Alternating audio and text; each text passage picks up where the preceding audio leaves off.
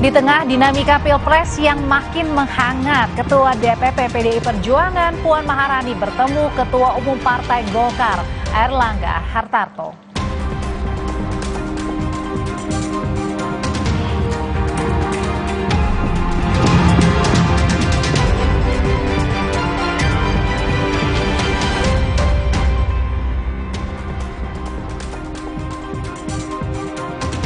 Salam jumpa saudara, Anda sedang menyaksikan program berita Kompas Petang hanya di Kompas TV, independen, terpercaya bersama saya Tifal Solesa dan Audrey Chandra. Paruh pertama program ini Anda akan bersama Audrey Chandra.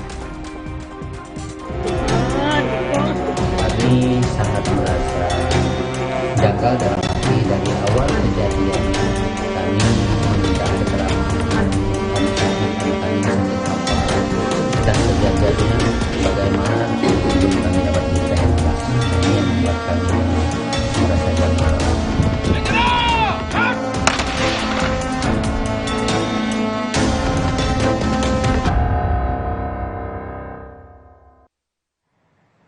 Saudara, anggota Densus 88 Bribda Ignatius Frisco Sirage tewas ditembak seniornya di Rusun Polri Gunung Putri, Kabupaten Bogor, Jawa Barat.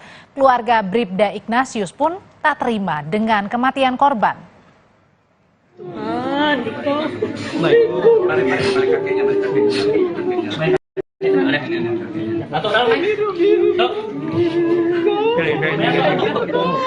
Temanmu semua tuh kok. Tangis histeris keluarga tak terbendung saat jenazah Bribda Ignatius Frisco Sirage tiba di rumah duka Kabupaten Melawi, Kalimantan Barat. Dalam visual amatir yang terlihat tadi, saudara, keluarga curiga karena mengecek kondisi jenazah Bribda Ignatius Frisco Sirage ini tewas ditembak seniornya di Rusun Polri, Gunung Putri, Kabupaten Bogor, Jawa Barat, Minggu 23 Juli lalu.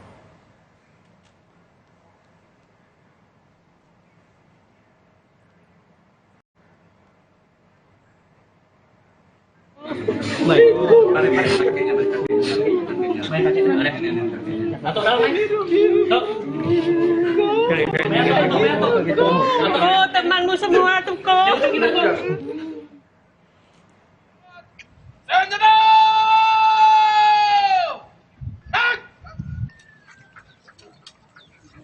Pada Bribda Ignatius Dwi Frisco Sirage, hormat,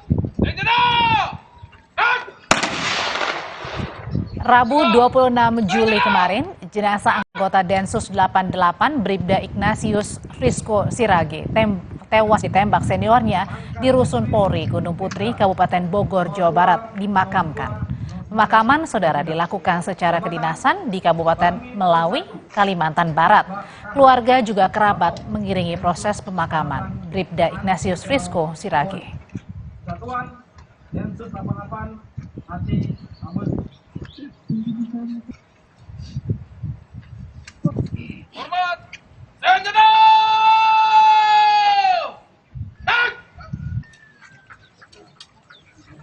Pada Bribda Ignatius Dwi Frisco Sirage, hormat, senjata! Tegak, senjata! Tuhan, kok. Balik kakinya, balik kakinya.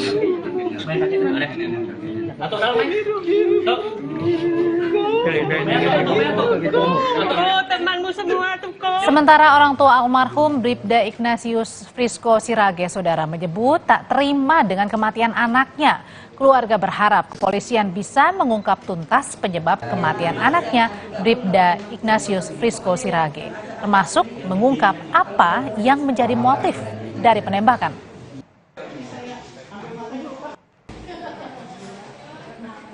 Soalnya kan dia di atas lemari itu kemarin.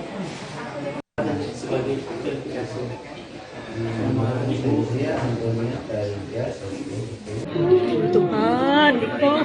Balik kakinya, balik kakinya. Saya, ya, harapan kami dan keluarga besar kami, ya, termasuklah warga-warga Dayak yang ada di Kalimantan khususnya, ya, berharap supaya kasus ini diungkap setuntas-tuntasnya, terang benderang, supaya tidak ada timbul kasus-kasus baru.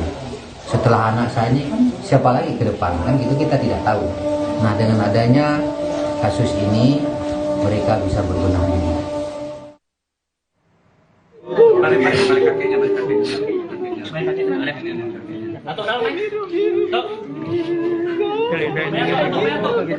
Oh, temanmu semua tuh kok.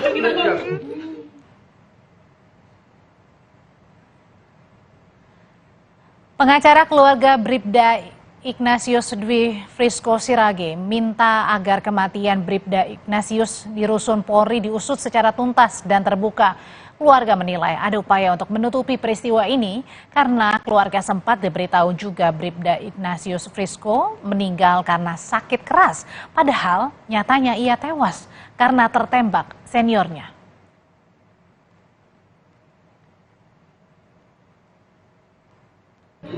Tuhan, kok.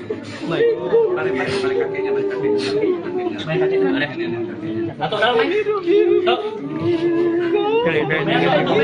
Oh, temanmu semua tuh kok.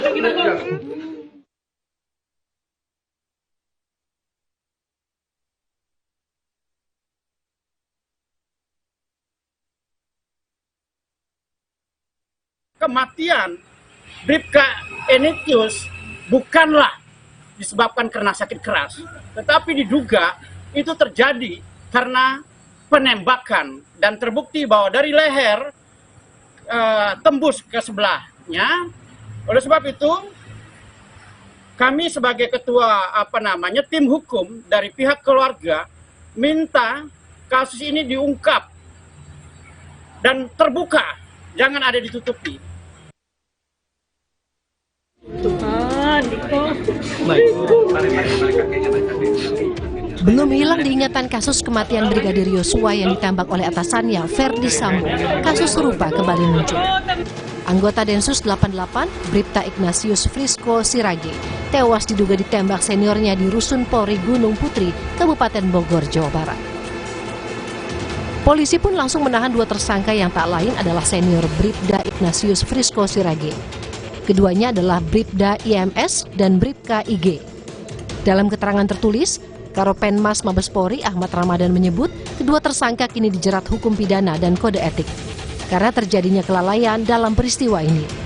Sementara orang tua almarhum Bribda Ignatius Frisco Sirage kepada Kompas TV menceritakan kronologi sebelum kejadian penembakan.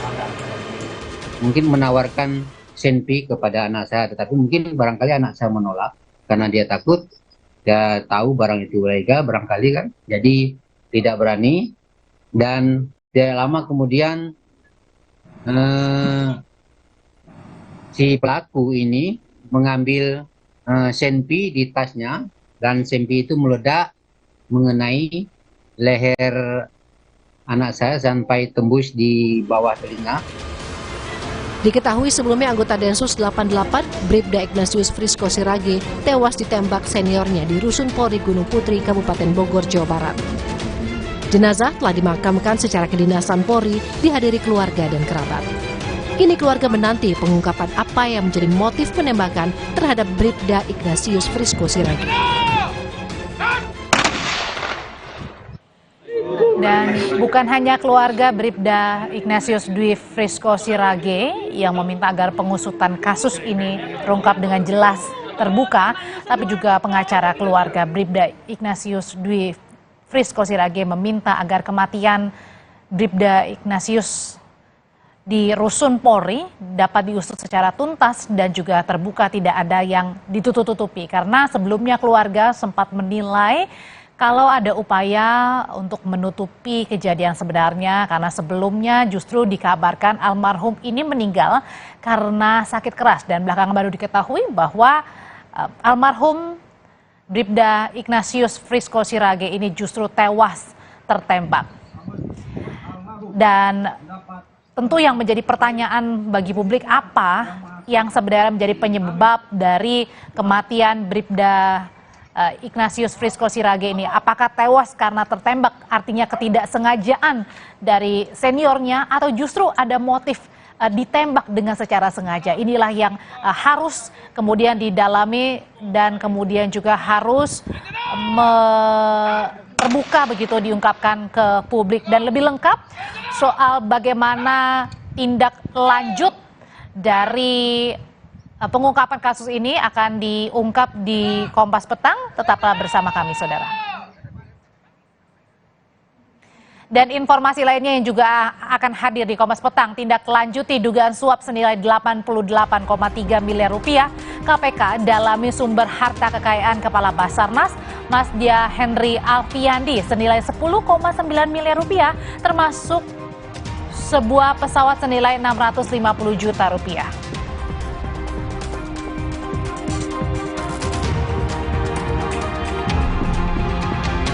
Kejaksaan Negeri Kota Depok menerima pengembalian uang senilai 3 miliar lebih dari 2 terdakwa kasus penggelapan perpajakan.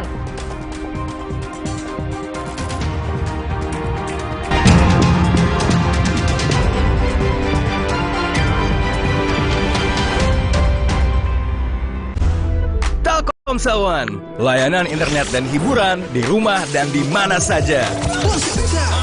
Rumah pintar, pilih yang pintar. Hey, Telkomsel One, pindah koneksi ke sana sini tanpa interupsi.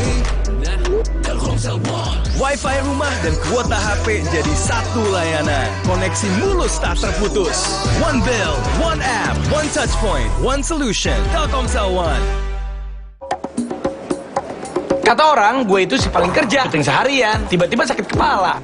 Oskadon, oke buat sakit kepala. Bekerja aktif di pusatnya, dapat diminum sebelum makan, tanpa ngantuk. Oskadon, solusi oke, sakit kepala. Terus, enaknya terus. Manis asam, cuy. Manis asam, cuy. Manis asam, cuy. Oleh terus. Gak nempel di gigi. Slay, oleh. Mie oven, pilihan lebih sehat. Pembuatannya di oven, bukan digoreng. Air rebusannya jernih. Resmi diakui sebagai pilihan sehat. Enak banget. Lebih sehat, enak lagi. Mie oven.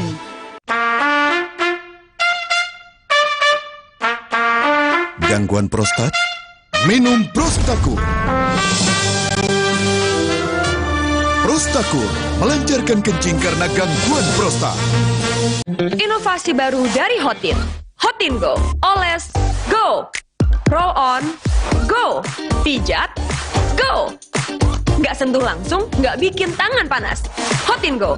Hotnya in, langsung go. Hotin Go dilengkapi aplikator roll on dan pijat. Hentak agar krimnya turun. Oles, go. Roll on, go. Pijat, go. Nggak sentuh langsung, nggak bikin tangan panas. Hey! Ada madu teja sase, madu teja sase, sehat berstamina. Rasa jeruk strawberry, banyak manfaatnya. Madu teja saset, enak sehatnya. Niatku madu TJ hitam pahit dengan kualitas madu TJ plus manfaat ekstra herbal. Niatku demi anakku. Niatku demi istriku. Madu TJ hitam pahit, niatku jaga kesehatan.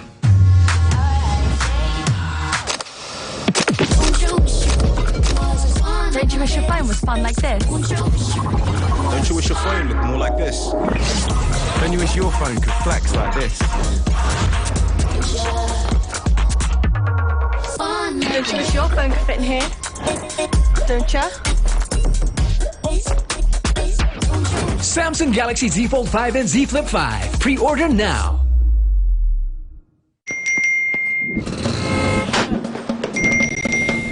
Emangnya ada waktu buat sakit kepala? Panadol Extra, cepat redakan sakit kepala dan nyeri yang mengganggu. Dapat diminum sebelum makan dan tidak menyebabkan kantuk. Telkomsel One, layanan internet dan hiburan untuk di mana saja. Wi-Fi rumah dan kuota HP jadi satu layanan. Koneksi mulus tak terputus dengan Telkomsel One. Alah, lapar sih. Aha, Roma Makis Abon aja. Ekstra abon, ekstra abon, ekstra energi. Roma Makis, banyak rasa, siap asik lagi. Sekarang isi 3 lebih banyak. Dia cerita ke saya, kenapa setiap minum dingin, saya merasa ngilu. Itu semua karena memang dia memiliki kondisi gigi sensitif. Ada kemungkinan kondisi ini akan semakin memburuk. Saya merekomendasikan Sensodyne teruji secara klinis untuk menenangkan gigi yang sedang ngilu dan memberikan perlindungan hingga 24 jam. Sehingga kamu tidak perlu ragu lagi untuk mengonsumsi makanan dan minuman yang kamu suka. Ini sangat bagus.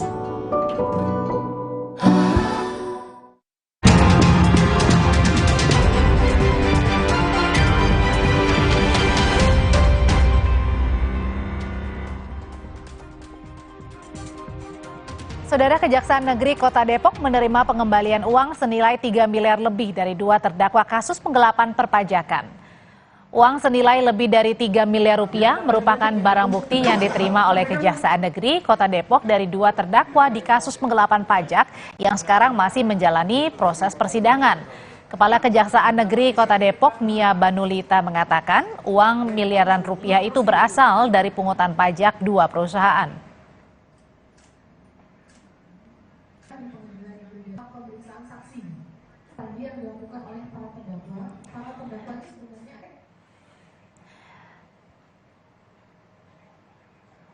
Saudara, saat ini kita akan menyaksikan pernyataan terbaru dari pertemuan Ketua Umum Partai Golkar Erlangga Hartarto yang bertemu dengan Ketua DPP PDI Perjuangan Puan Maharani.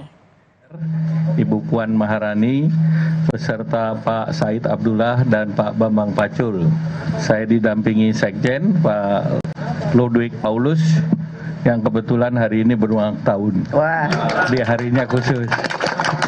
Kemudian Pak Melkias Markus Mekeng dan Pak Aceh Hasan Sajili.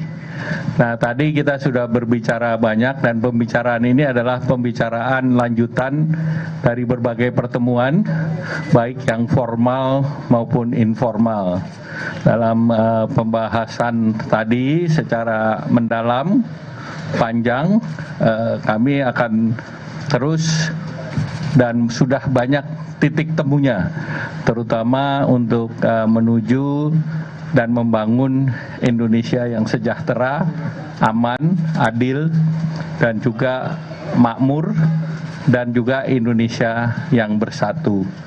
Nah, oleh karena itu dengan berbagai hal, ada yang sifatnya keseluruhan, artinya secara prinsip selama ini Partai Golkar dan PDIP telah bersama-sama di pemerintahan Pak Joko Widodo dan Ma'ruf Amin, dan dengan Ibu Puan saya sama-sama di parlemen, sama-sama di kabinet, dan tentunya sudah saling mengetahui dan selama ini juga hubungan antara pemerintah melalui saya dan Ibu Puan selaku Ketua DPR sangat baik. Oleh karena itu banyak hal yang perlu dibahas tentunya, dan tentunya tadi disepakati bahwa hal yang sifatnya teknis itu perlu dibangun, dan dari Partai Golkar sudah membentuk tim teknis, dan juga nanti dari pihak Ibu kami persilakan, dan kami dipimpin oleh Saudara Melkias Markus Mekeng. Silakan Ibu Ketua.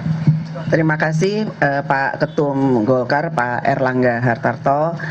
Alhamdulillah hari ini pada kesempatan ini saya juga bersilaturahmi kepada Pak Ketum Golkar, Pak Erlangga, untuk bisa membahas hal-hal yang kami anggap sifatnya itu akan sangat penting dalam menyamakan visi dan misi serta cita-cita dalam membangun bangsa dan negara ke depan.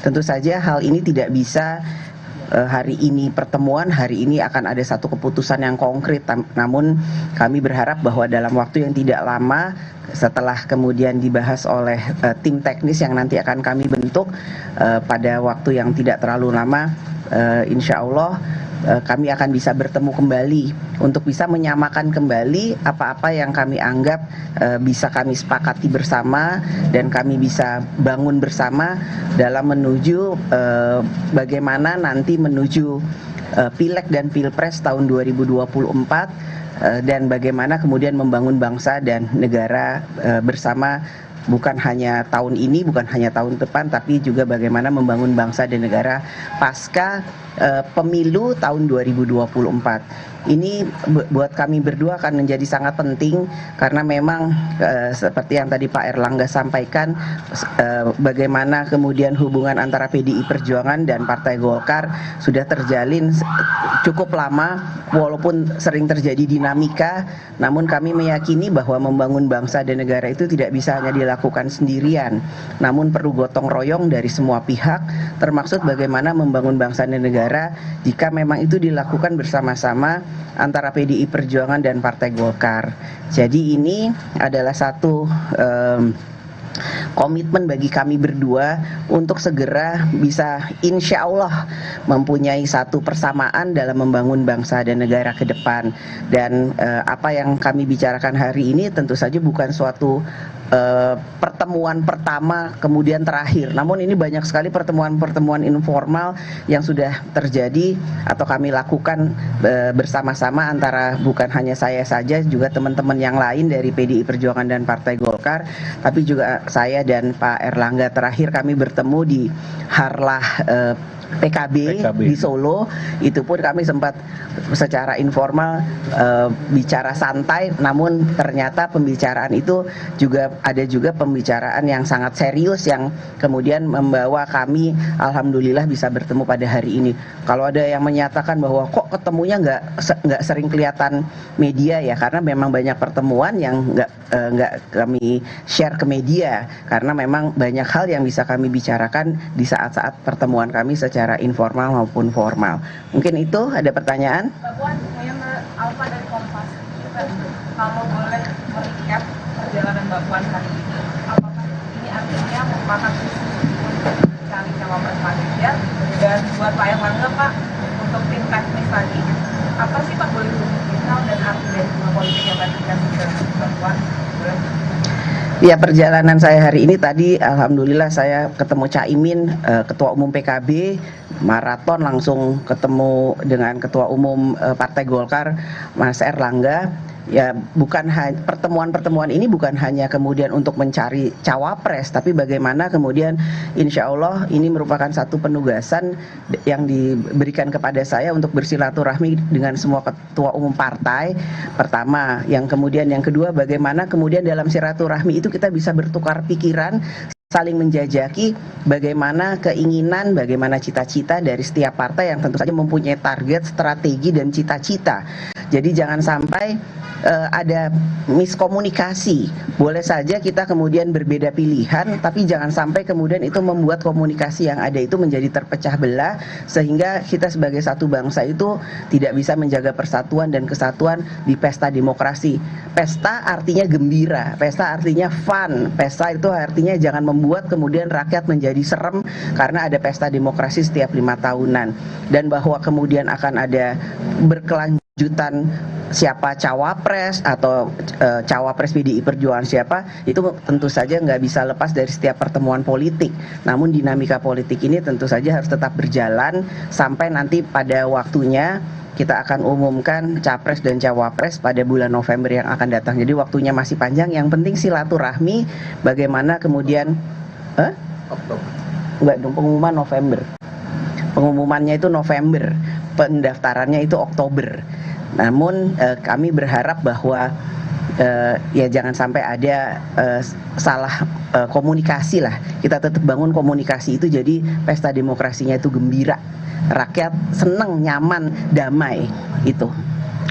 Ya, pertama tentu Partai Golkar dan PDI Perjuangan adalah partai nomor 1, nomor 2 perolehan suara di Indonesia. Sehingga dengan partai nomor 1 dan 2 ini selalu berkomunikasi, kemudian juga mempunyai kerjasama yang dalam, ini menjadi signal bahwa keberlanjutan dan stabilitas politik ke depan menjadi sangat penting. Seperti tadi disampaikan oleh Ibu Puan, biasa Partai Golkar dan PDIP itu berkompetisi dalam setiap pemilu. Itu sesuatu yang biasa, tetapi kita selalu bekerja sama di dalam pemerintahan. Dan tentu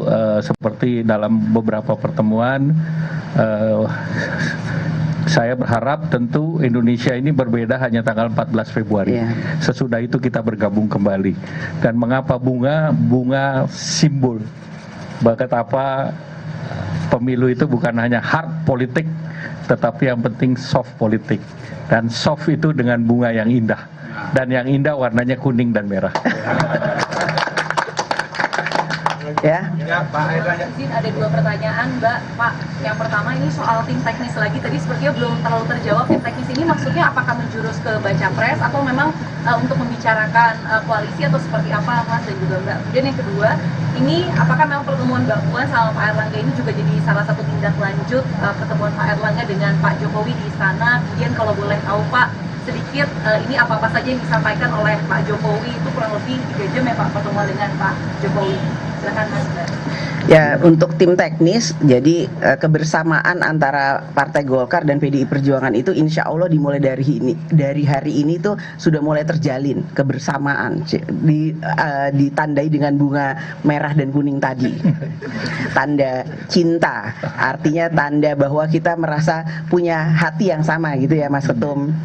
Nah, dari tim teknis itu itulah nanti kita akan bahas apa saja yang kemudian bisa menjadi persamaan, apakah yang kemudian harus dicari titik temunya. Saya nggak mau bilang perbedaan, tapi kita cari titik temunya sehingga kita nantinya insya Allah bisa bersama-sama.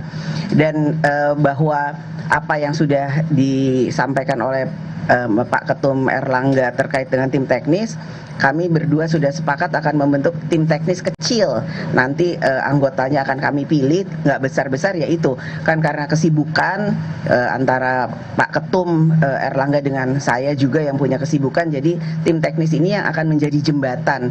Apa saja yang kemudian ingin disampaikan, bagaimana kemudian insya Allah nantinya akan ada persamaan visi dan misi serta cita-cita di kemudian hari dalam waktu yang tidak lama. Itu.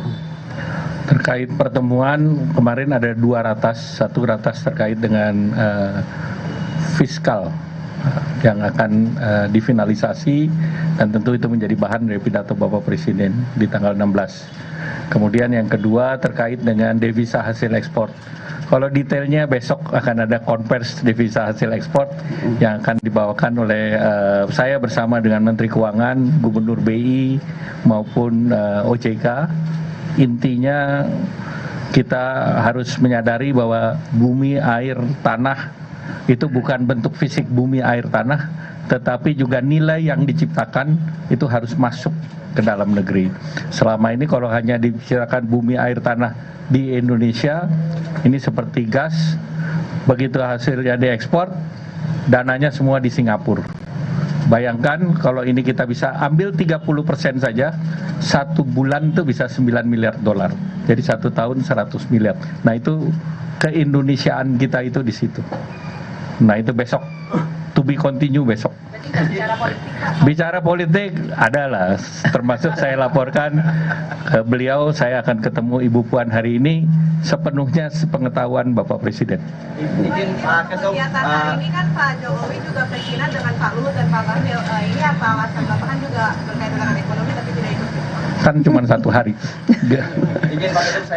Penting saudara untuk memaknai pertemuan sore ini antara Puan Maharani dan Erlangga Hartarto setelah sebelumnya di hari yang sama Puan juga bertemu dengan Muhaimin Iskandar, Ketua Umum PKB. Di satu sisi Partai Golkar belum menentukan arah mendukung siapa di Pilpres 2024, Ganjar, Prabowo atau Anies Baswedan, sementara PKB sudah punya koalisi dengan Partai Gerindra, tapi nyatanya tadi pagi bertemu dengan Ketua DPP PDI Perjuangan Puan Maharani.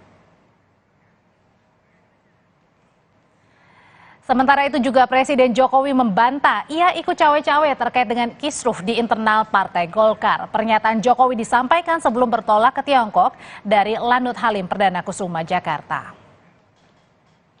Jokowi saudara menyebut gejolak yang terjadi di Partai Golkar adalah masalah internal partai dan tidak ada urusannya dengan istana. Saat memberi pernyataan, Jokowi kebetulan didampingi oleh Menteri Kemaritiman dan Investasi Luhut Binsar Panjaitan dan Menteri Investasi Kepala BKPM Bahlil Lahadalia. Luhut dan Bahlil sebelumnya telah menyatakan kesiapannya untuk maju sebagai calon Ketua Umum Partai Golkar menggantikan Erlangga Hartarto. Itu urusan internal Golkar. urusannya internal Golkar, tidak ada hubungannya dengan kita. Kalau Pak Luhut, Pak Bahlil, ada Pak Bambang Sud punya keinginan, itu urusan beliau-beliau, bukan urusan kita, urusan internal Golkar, ya. Di sisi lainnya, saat bertemu dengan Puan Maharani, Ketua Umum PKB Muhaimin Iskandar bilang peluang PKB bekerja sama dengan PDI Perjuangan terus terbuka karena masih ada waktu hingga pendaftaran Pilpres Oktober nanti. Jika ada titik temu kerjasama politik antara PKB dan PDIP, Caimin akan berkonsultasi dengan Ketua Umum Partai Gerindra Prabowo Subianto.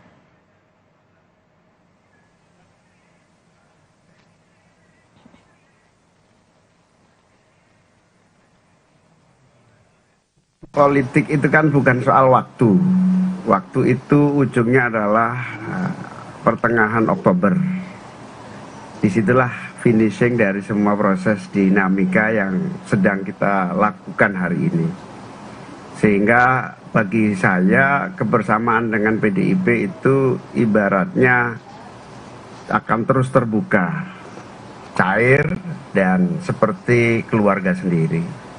Sehingga kalau toh nanti ada titik temu baru antara PDIP dan PKB, tentu saya akan bicarakan dengan Pak Prabowo. Tetaplah bersama kami, tindak lanjuti dugaan suap senilai 88,3 miliar rupiah. KPK Saudara dalami sumber harta kekayaan Kepala Basarnas Marsdia Henry Alfiadi senilai 10,9 miliar rupiah, termasuk sebuah pesawat senilai 650 juta rupiah.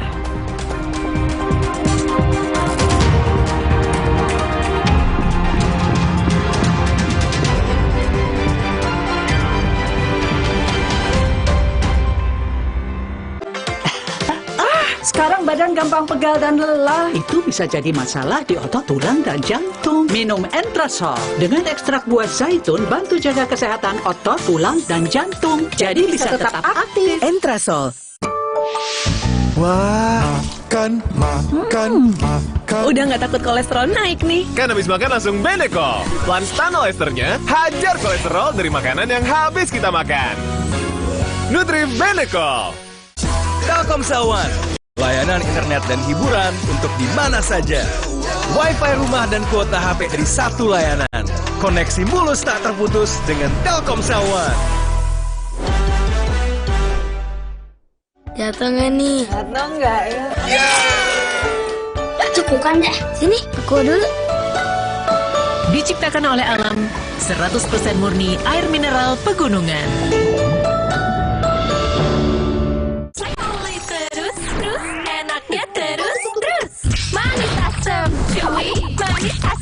Wow. Manis asam, oleh terus gak nempel di gigi. Akan terasa gigi ngilu kalau minum dingin. Itu semua karena memang dia memiliki kondisi gigi sensitif.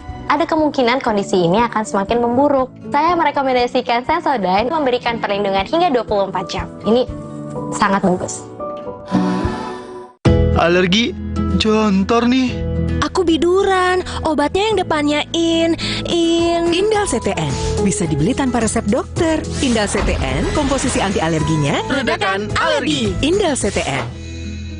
Luka, memar di kulit. Sakit. Pegal ini nyeri sendi, butuh dipijit. Sakit. Gak usah ngeluh kalau sakit. Pakai Herba Wahid. Herba Wahid, minyak herbal berkhasiat. Herba Wahid, minyak gosok, urut dan pijit. Wahid.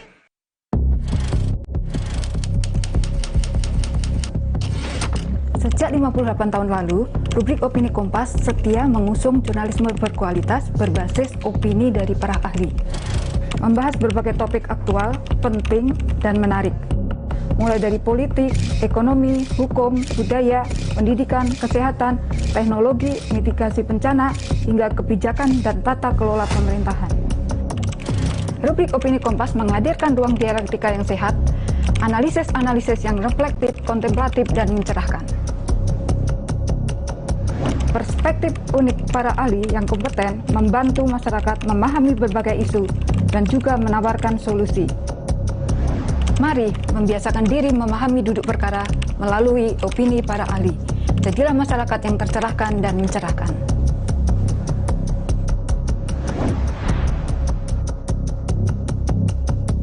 Buat gue, cuma ada satu kecap. Kecap sedap kedelai hitam spesial. Hitam kecapnya pekat, ngebersih mulut, lumer di lidah. Lebih kental, lebih wangi, sedap. Wilgos approve. Kecap sedap kedelai hitam spesial. Looks good, tastes good. Dari Wings Food. Sikat gigi dengan sudut tepat bisa cegah mulut dan gusi luka.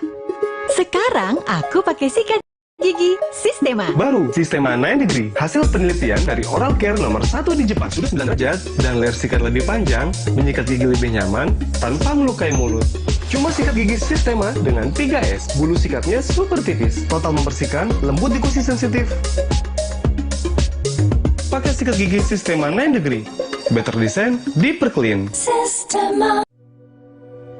Di cerita ke saya, kenapa setiap minum dingin, saya merasa ngilu. Itu semua karena memang dia memiliki kondisi gigi sensitif. Ada kemungkinan kondisi ini akan semakin memburuk. Saya merekomendasikan Sensodyne teruji secara klinis untuk menenangkan gigi yang sedang ngilu dan memberikan perlindungan hingga 24 jam. Sehingga kamu tidak perlu ragu lagi untuk mengonsumsi makanan dan minuman yang kamu suka. Ini sangat bagus.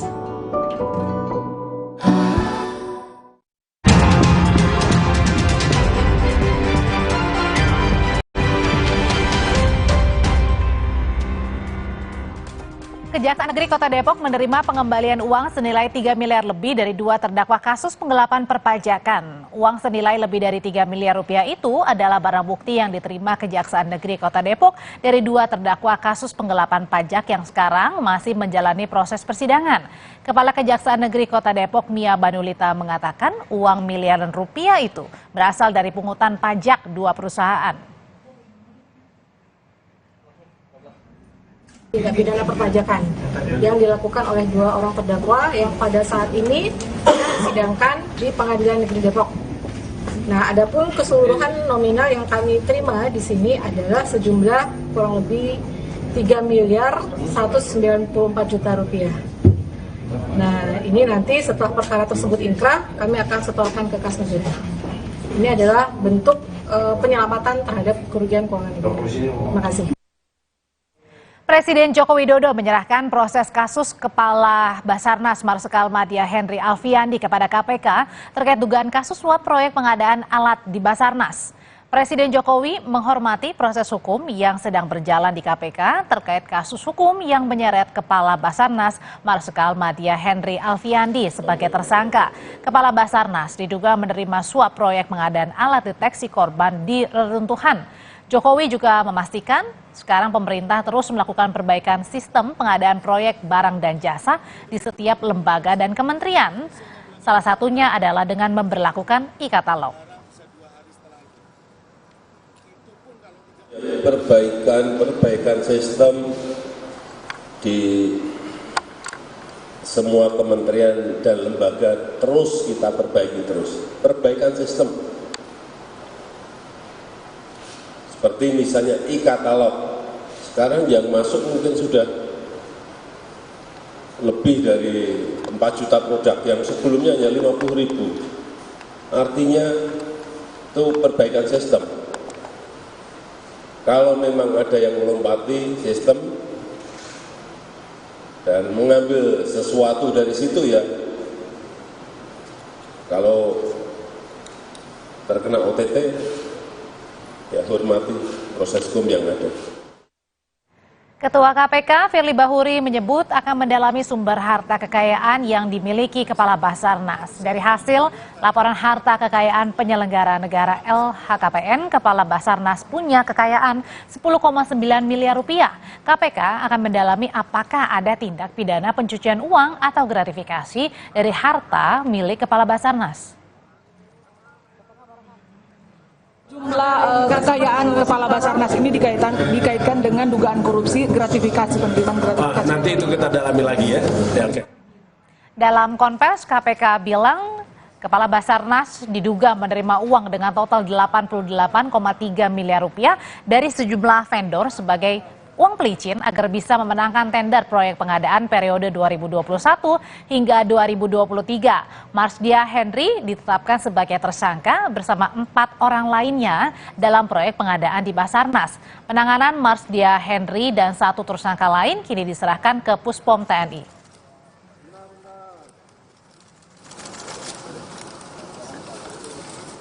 Kabasarnas Marsdia Henry Alfiandi, saudara, punya harta kekayaan yang mencapai 10,9 miliar rupiah. Nah, ini dalam LHKPN yang ia laporkan ke KPK, jumlah terbesar harta Marsdia Henry adalah berupa tanah dan juga bangunan yang tersebar di 5 titik lokasi dengan totalnya mencapai 4,8 miliar rupiah. Nah, selain ada aset, selain ada tanah dan juga bangunan, Marsdia Henry juga punya harta berupa alat transportasi, yakni adalah pesawat Zenith 750 STOL dengan total nilai mencapai 1 miliar rupiah lebih. Salah satunya tadi ya pesawat Zenith 750 STOL yang punya pesawat ini diduga berkaitan dengan hobi aeromodeling yang digeluti Marsdia Henry. Nah, ia juga kabarnya ini merakit sendiri pesawatnya tersebut. Lalu pertanyaan besar, bagaimana pengusutan kasus dugaan korupsi di tubuh Basarnas, di mana salah satu tersangkanya justru adalah perwira tinggi militer. Kita akan bahas sore ini bersama dengan peneliti Pukat UGM Zainur Rahman. Sore, Mazen. Selamat sore, Mbak. Bagaimana sih seharusnya mengusut tuntas kasus yang dialami oleh Basarnas ini dan pelakunya adalah kepala Basarnas sendiri?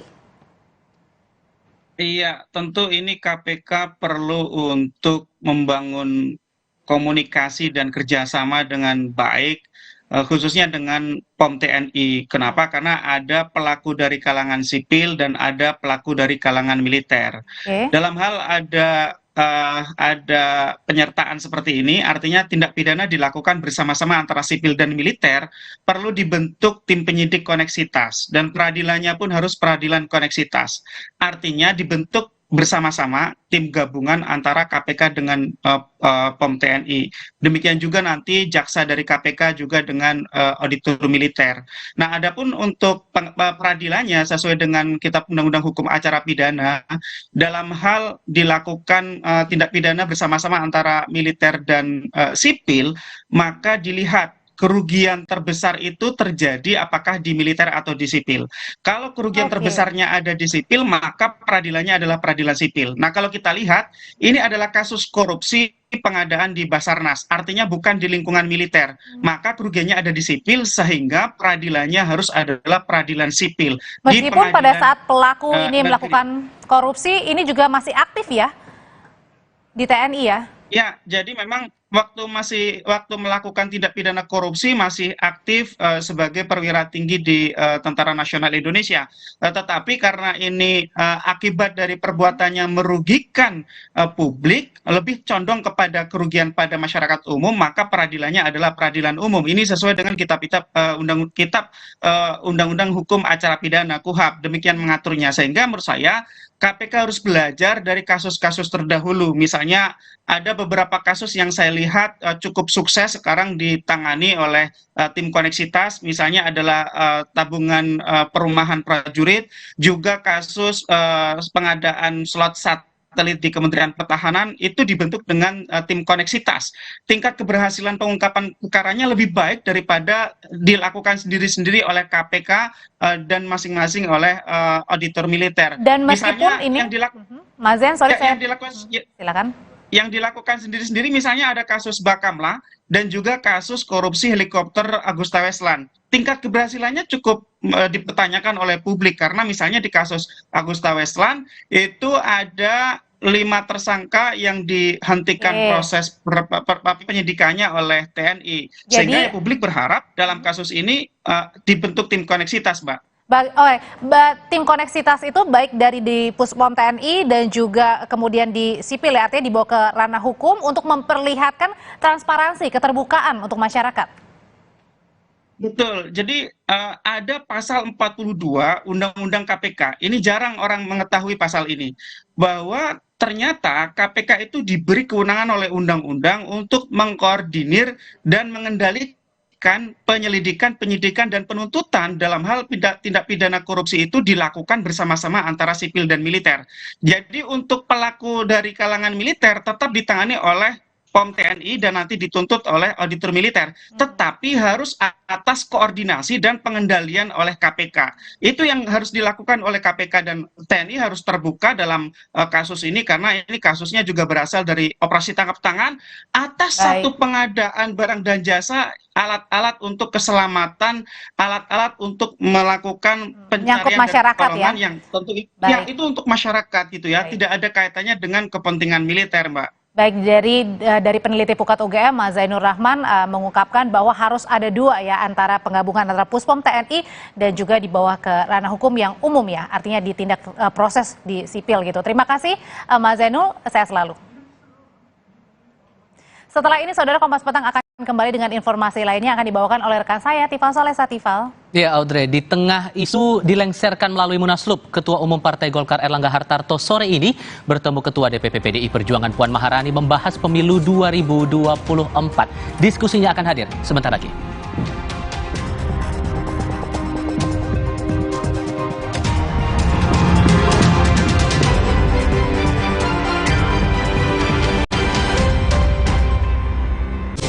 Jalan yuk.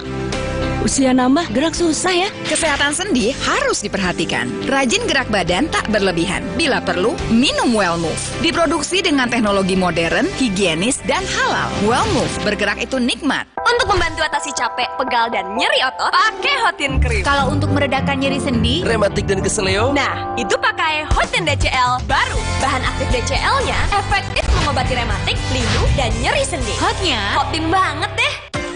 Duh, badan suka gampang pegal dan lelah. Bisa jadi ada masalah di otot, tulang, dan jantung, mah. Nah, minum Entrasol dengan ekstrak buah zaitun, bantu jaga kesehatan otot, tulang, dan jantung. Bisa tetap aktif berdua. Entrasol.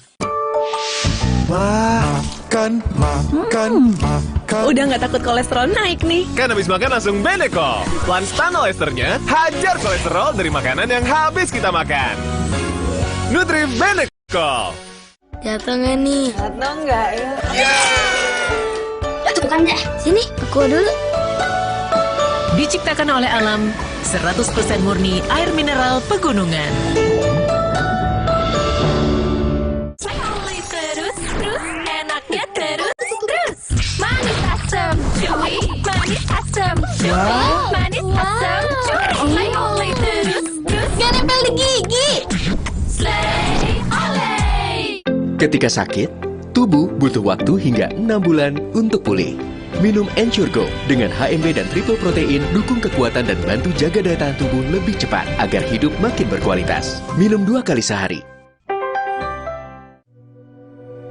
Diceritakan saya, kenapa setiap minum dingin, saya merasa ngilu.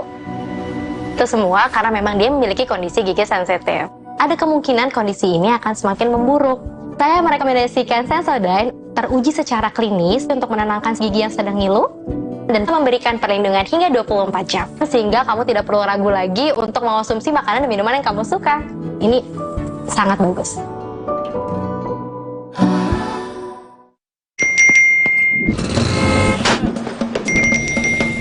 Emangnya ada waktu buat sakit kepala? Panadol Extra, cepat redakan sakit kepala dan nyeri yang mengganggu. Dapat diminum sebelum makan dan tidak menyebabkan kantuk.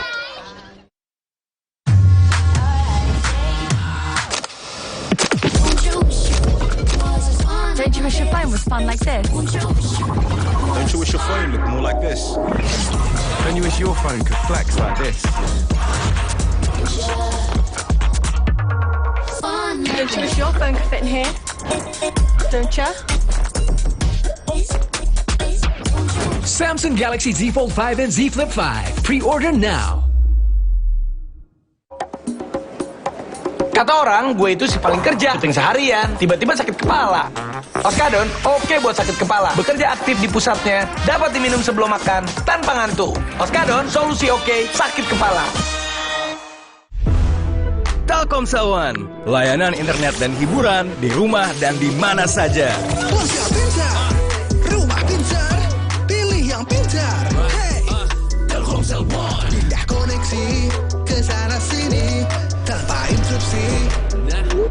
Wi-Fi rumah dan kuota HP jadi satu layanan. Koneksi mulus tak terputus. One bill, one app, one touch point, one solution. Telkomsel One.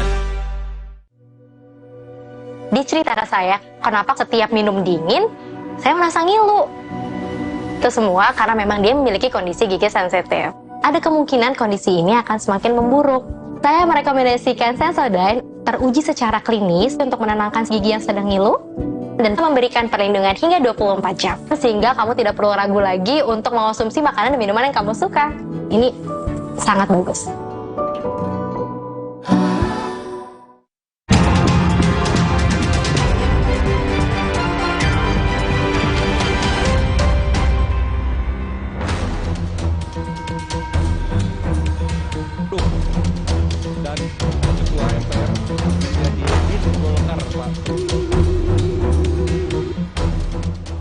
Partai Golkar digoyang isu musyawarah nasional luar biasa atau Munaslup untuk menggantikan Ketua Umum Erlangga Hartarto. Bahkan, ada sejumlah kader Golkar yang menyatakan siap maju jadi Ketua Umum Partai Golkar menggantikan Erlangga Hartarto lewat mekanisme Munaslup. Di antaranya, Menteri Investasi Bahlil Lahadalia dan Ketua Dewan Penasihat Partai Golkar sekaligus Menko Maritim dan Investasi Luhut Binsar Panjaitan. Menanggapi isu Munaslup yang diembuskan sejumlah elit partai, Ketua Umum Partai Golkar Erlangga Hartarto menegaskan tidak ada Munaslup. Pak Erlangga, sedikit Pak tanggapan Pak tentang Munaslup Pak, sedikit Pak, bagaimana Pak? Golkar tidak ada Munaslup. Sementara, anggota Dewan Pakar Partai Golkar Ridwan Hisyam di program Sapa Indonesia Pagi Kompas TV menyebut Munaslup itu bertujuan mengevaluasi kepemimpinan Erlangga. Salah satunya, elektabilitas Erlangga yang rendah meski sudah diamanatkan menjadi capres sejak Munas tahun 2019 lalu. Jadi ini diawali dengan Pak Erlangga dicalonkan menjadi calon presiden di dalam Munas 2019. Sudah cukup lama, kalau di kita sampai hari ini 3,5 tahun, hampir 4 tahun nanti kalau bulan Desember. Nah, tetapi satu kata pun dari Pak Erlangga belum pernah mengatakan saya bersedia. Ini yang jadi masalah. Bagaimana elektabilitas bisa naik? Akhirnya teman-teman kader-kader yang di bawah ini bingung. Hanya didoktrin, Erlangga presiden, Erlangga presiden. Tapi yang bersangkutan tidak pernah menyatakan saya siap menjadi calon presiden. Di tengah isu Munaslup dan elektabilitasnya yang terus diusik, Erlangga hari ini bertemu dengan Ketua DPP PDIP Puan Maharani. Keduanya dikabarkan membahas soal pemilu 2024. Diketahui hingga saat ini, Partai Golkar belum menentukan sikap soal Pilpres dan koalisi. Tim Liputan, Kompas TV.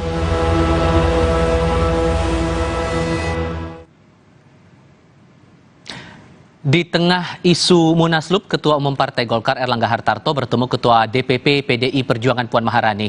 Keduanya dikabarkan membahas soal pemilu 2024. Apakah Golkar akan berkoalisi dengan PDI Perjuangan mendukung Ganjar Pranowo? Kami diskusikan hal ini bersama Wakil Ketua Umum Partai Golkar Nurdin Halid dan Direktur Eksekutif Carta Politika Yunarto Wijaya Mas Toto. Pak Nurdin, selamat sore, apa kabar?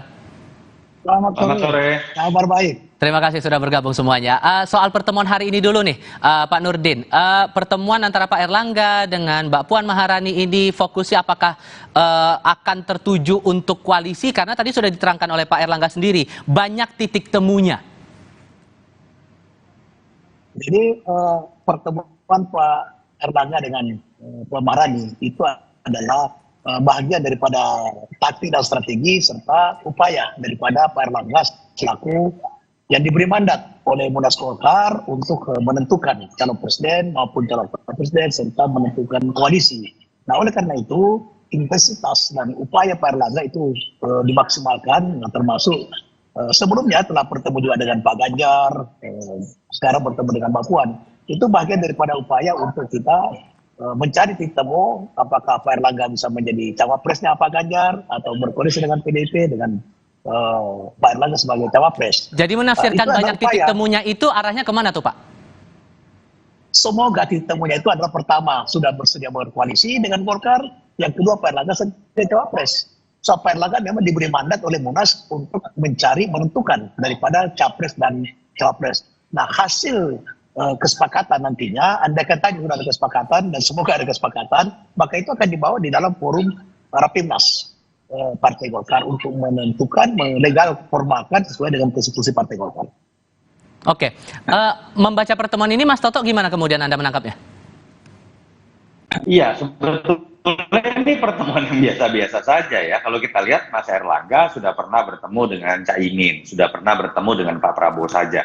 Menjadi menarik karena sebelum pertemuan ini, beberapa hari terakhir, kita melihat sebuah isu yang tanda kutip kontroversial di Partai Golkar lah. Misalnya pemanggilan Mas Erlangga dalam konteks Kejagung dikaitkan misalnya dalam konteks cawe-cawe politik dari pihak tertentu, lalu kemudian ada yang menyatakan siap maju seperti Pak Luhut ataupun Bahlil, yang kemudian orang melihatnya ini dalam konteks pilpres, begitu kan. Nah, kalau saya melihat tidak bisa dinafikan apa yang dilakukan oleh Mas Erlangga hari ini, betul di satu sisi adalah pertemuan biasa, bobotnya sama dengan pertemuan Pak Prabowo dengan Caimin, tetapi dalam konteks kekisruhan, kalau betul sedang terjadi di Partai Golkar, minimal Mas Erlangga ingin mengatakan atau menunjukkan saya masih menjalankan peran saya seperti biasa, layaknya ketua umum, dan kekuasaan atau tongkat kekuasaan masih ada di tangan saya, termasuk dalam konteks bertemu dengan pihak-pihak yang saya anggap kemudian memang bisa berkoalisi. Nah, yang menarik sebetulnya kan adalah kalau kita kaitkan dengan isu Munaslup, saya sampai detik ini sih belum melihat sebuah alasan yang kuat kalau dikaitkan dengan apa yang biasa disebut dengan Munaslup. Pelanggaran ADART kan berhalangan tetap, mengundurkan diri. Kalau misalnya pelanggaran ADART, nanti saya mungkin minta penjelasan Bang Nurdin. Di sisi mana? Karena kalau tadi saya dengar penjelasan Bang Nurdin, malah Munas yang kemarin sudah diputuskan itu berarti saya nangkepnya nih ya, hanya memutuskan Erlangga yang bisa menentukan arah koalisi dan siapa capres-cawapres. Kalau kemudian dikaitkan dengan sinyalemen untuk berkoalisi dengan PDI Perjuangan, Anda sudah menangkap itu? Termasuk tadi kan sudah ada diksi juga tuh banyak titik temunya, akan membentuk tim khusus juga begitu? Ya itu biasa saja, kan ketika ada seorang ketua umum mengatakan saya ingin berkoalisi dengan PDI Perjuangan, kan bobotnya sama saja dengan ketika misalnya Mas Erlangga bisa juga minggu depan mengatakan berbeda dengan koalisi yang berbeda. 2 minggu lagi membuka kemungkinan juga dengan koalisi yang berbeda. Sebenarnya nggak ada masalah. Nah, pertanyaannya sebenarnya adalah apakah kalau ada keputusan dalam waktu dekat terkait dengan koalisi atau mendukung calon tertentu, misalnya mendukung Mas Ganjar, apakah itu masuk dalam kategori pelanggaran ADART yang menyebabkan itu bisa jadi pintu masuk untuk kemudian diselenggarakan Munaslup. Nah, itu yang menurut saya dari pihak Golkar termasuk Bang Nurdin harus bisa menjelaskan. Saya tadi menangkapnya, andai kata pun Ganjar diputuskan, itu tidak berarti melanggar ADART selama ada persetujuan dari Rapimnas, bukan dari Munas loh. Kalau saya tangkap tadi dari Bang Nurdin ya, mungkin Bang Nurdin bisa menjelaskan lebih gitu. Oke, tadi pernyataannya juga menarik di sini, menegaskan legitimasi Erlangga Hartarto sebagai ketua umum partai di tengah banyak wacana untuk Munaslup di Partai Golkar ini. Jadi saya mau memastikan juga nih ke Anda Pak Nurdin, jadi Munaslup itu bakal terjadi atau tidak? Saya meyakinkan bahwa tidak akan terjadi Munaslup. Karena pertama tidak ada hal yang bisa dijadikan dasar untuk terjadi Munaslup. Nah, apa yang dikatakan Bung Yunarto tadi itu betul sekali, bahwa Munas 2019 itu hanya menetapkan, memberi mandat kepada ketua umum terpilih untuk menentukan capres, cawapres, dan koalisi. Nah, oleh karena itu, ketika Pak Erlangga menentukan siapa calon presiden, apakah dirinya atau siapa cawapresnya dan berkoalisi dengan siapa, itu tinggal dibawa ke Rapimnas untuk disahkan Rapimnas. Karena Pak Erlangga hanya ditetapkan oleh Rapimnas sebagai calon presiden, tidak perlu melalui Munas. Jadi itu betul sekali. Jadi kalau Pak Erlangga sekarang pertemuan tadi dengan Mbak Puan misalnya terjadi deal politik, sepakat berkoalisi, apalagi Pak Erlangga sebagai cawapresnya, itu bukan pelanggaran dasar. Betul sekali itu Bung Yunarto, dan itu akan tinggal dibawa ke Rapimnas untuk menetapkan legitimasi sesuai dengan konstitusi Partai Golkar. Oleh karena itu, maka sekarang ini perlu saya nyatakan dengan tegas bahwa tidak ada kekisruhan di dalam Partai Golkar. Adapun oknum-oknum, termasuk oknum Dewan Pakar, itulah pribadi-pribadi yang tidak legitimate untuk menyatakan Munaslup, untuk mengusulkan Munaslup. Itu sama sekali tidak punya legal standing dan tidak legitimate untuk menyatakan itu. Yang bisa di dalam Partai Golkar hanya ada 2 institusi yang bisa mengusulkan Munaslup, yaitu DPP itu sendiri melalui rapat pleno minta Rapimnas menetapkan munaslup. Yang kedua adalah 2/3 daripada 38 DPD 1 se-Indonesia yang mengusulkan kepada DPP menggelar pleno, kemudian Rapimnas, baru boleh munaslup. Oke, kalau saya lanjutkan lagi diskusinya ke arah pertemuan hari ini antara Pak Erlangga dengan Mbak Puan, sampai dibentuk tim teknis begitu antara kedua belah pihak untuk meneruskan komunikasi ini. Jadi kemungkinan untuk koalisinya terbilang cukup besar ya? Saya pilih politik saya, semoga itu bisa terjadi ya. Kalau Ketua Umum Pak Erlangga Hartarto sudah menyatakan perlu membentuk tim teknis, nah berarti platformnya sudah ada, kesepakatan besarnya pasti sudah ada. Minimal sudah bersepakat untuk berkoalisi, nah kemudian dilanjutkan teknis untuk membicarakan siapa cawapresnya, karena tidak mungkin Pak Erlangga lagi jadi capres karena PDIP sudah mencalonkan Pak Ganjar. Nah, kalau sudah dibentuk teknis, berarti sudah ada jabaran-jabaran dari pelapor utama yang sudah disepakati antara Mbak Puan dengan Pak Erlangga. Saya harus tegaskan, berarti sudah ada komitmen arah untuk mendukung Ganjar di pemilu nantinya sebagai calon presiden? Saya belum update ya, karena belum berkomunikasi dengan beliau, dan beliau pasti akan menyampaikan kepada kita, paling tidak kepada para wakil ketua umum, pengurus harian terbatas, beliau pasti akan menyampaikan sebelum diumumkan ke publik, itu pasti beliau akan menyampaikan itu. Nah, saya belum update tentang hal tersebut, belum sempat berkomunikasi dengan beliau karena sudah dialog dengan Kompas TV. Oke, Mas Toto, kalau melihat komposisi yang mendukung Ganjar Pranowo saat ini, partai parlemen dari P3, begitu, yang sudah resmi menyatakan dukungan. Hitung-hitungan politiknya kalau untuk Golkar merapat ke koalisi ini gimana kemudian? Iya, artinya kan kalau tadi Mas dijelaskan misalnya bagaimana Golkar membaca peluang keuntungan elektoral dan bargaining position bergabung dengan partai lain gitu ya, termasuk koalisi PDI Perjuangan. Di situ kan baru ada PDI Perjuangan, P3, Hanura, dan Perindo. Katakanlah ketika Golkar masuk, bargainingnya besar. Dalam konteks dia akan menjadi partai terbesar kedua. Ketika berbicara mengenai bargaining menjadi cawapres, tentu saja lebih besar misalnya dibandingkan dengan partai-partai yang jauh lebih kecil. Atau ketika tidak berbicara sebagai cawapres pun, dalam konteks power sharing, tentu saja juga Golkar akan memiliki bargaining yang lebih besar dibanding partai lain. Itu yang menyebabkan menurut saya kombinasi ini menjadi sangat menarik. Kita masih berbicara dalam konteks PDI Perjuangan dengan Golkar ya. Walaupun sebetulnya Golkar ini memang memiliki bargaining yang besar untuk terlibat dengan siapapun menurut saya, termasuk dengan Gerindra ataupun Perubahan. Tapi kan kita tahu halangan dengan Perubahan itu terjadi ketika Golkar bagian dari rezim yang bicara keberlanjutan.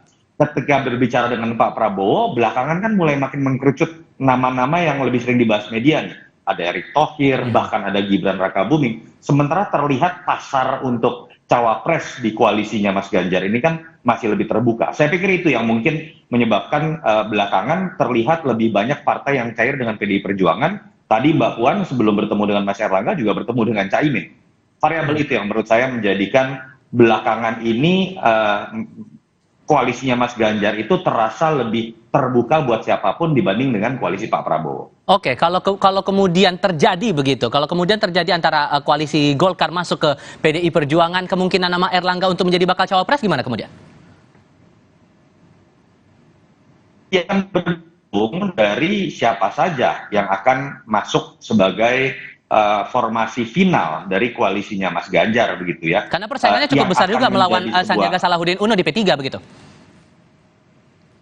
Iya, artinya kan kita akan melihat begini.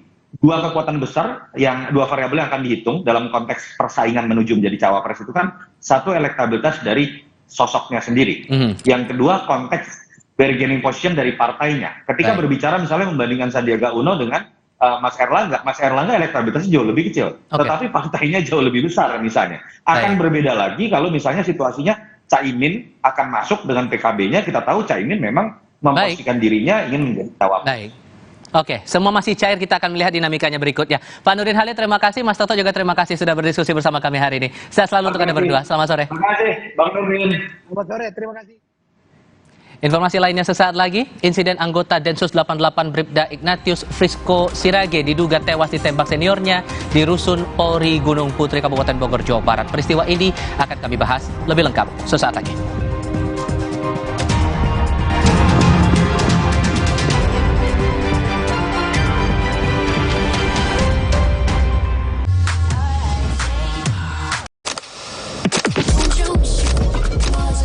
Don't you wish your fun was fun like this? Don't you wish your phone looked more like this?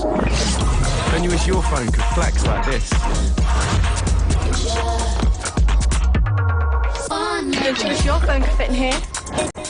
Don't you? Samsung Galaxy Z Fold 5 and Z Flip 5. Pre-order now.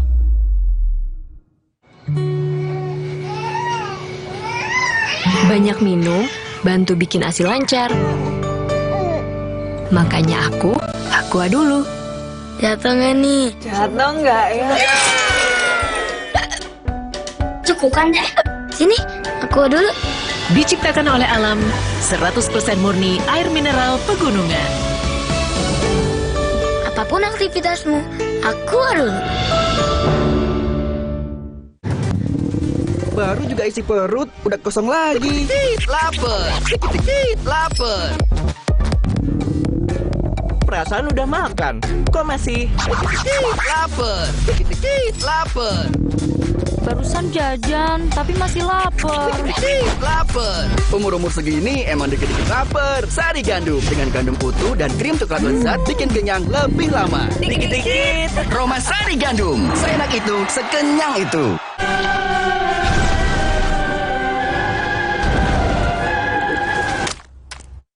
Tenang, ini bukan akhir dunia. Noda menetap tinggal dilap dengan formula terbaru Dulux Easy Clean. Tiap hari, keluargaku kena panas yang bikin gerah, keringetan, dan bau badan. Mereka perlu yang seger. Mandi pakai Dettol. Segarnya mint dan jeruk yuzu. Berikan sensasi 5 derajat lebih dingin. Dan lindungi dari kuman penyebab bau badan. Dettol, perlindungan dengan sensasi 5 derajat lebih dingin.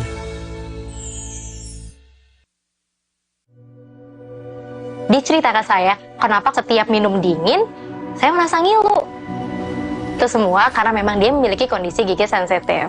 Ada kemungkinan kondisi ini akan semakin memburuk. Saya merekomendasikan Sensodyne, teruji secara klinis untuk menenangkan gigi yang sedang ngilu, dan memberikan perlindungan hingga 24 jam. Sehingga kamu tidak perlu ragu lagi untuk mengonsumsi makanan dan minuman yang kamu suka. Ini sangat bagus.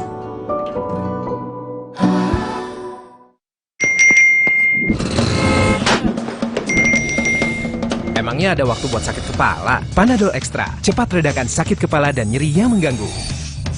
Dapat diminum sebelum makan dan tidak menyebabkan kantuk.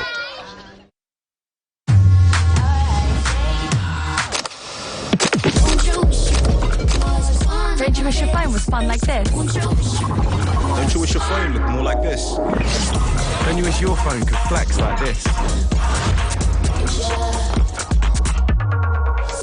Don't you wish your phone could fit in here? Don't you?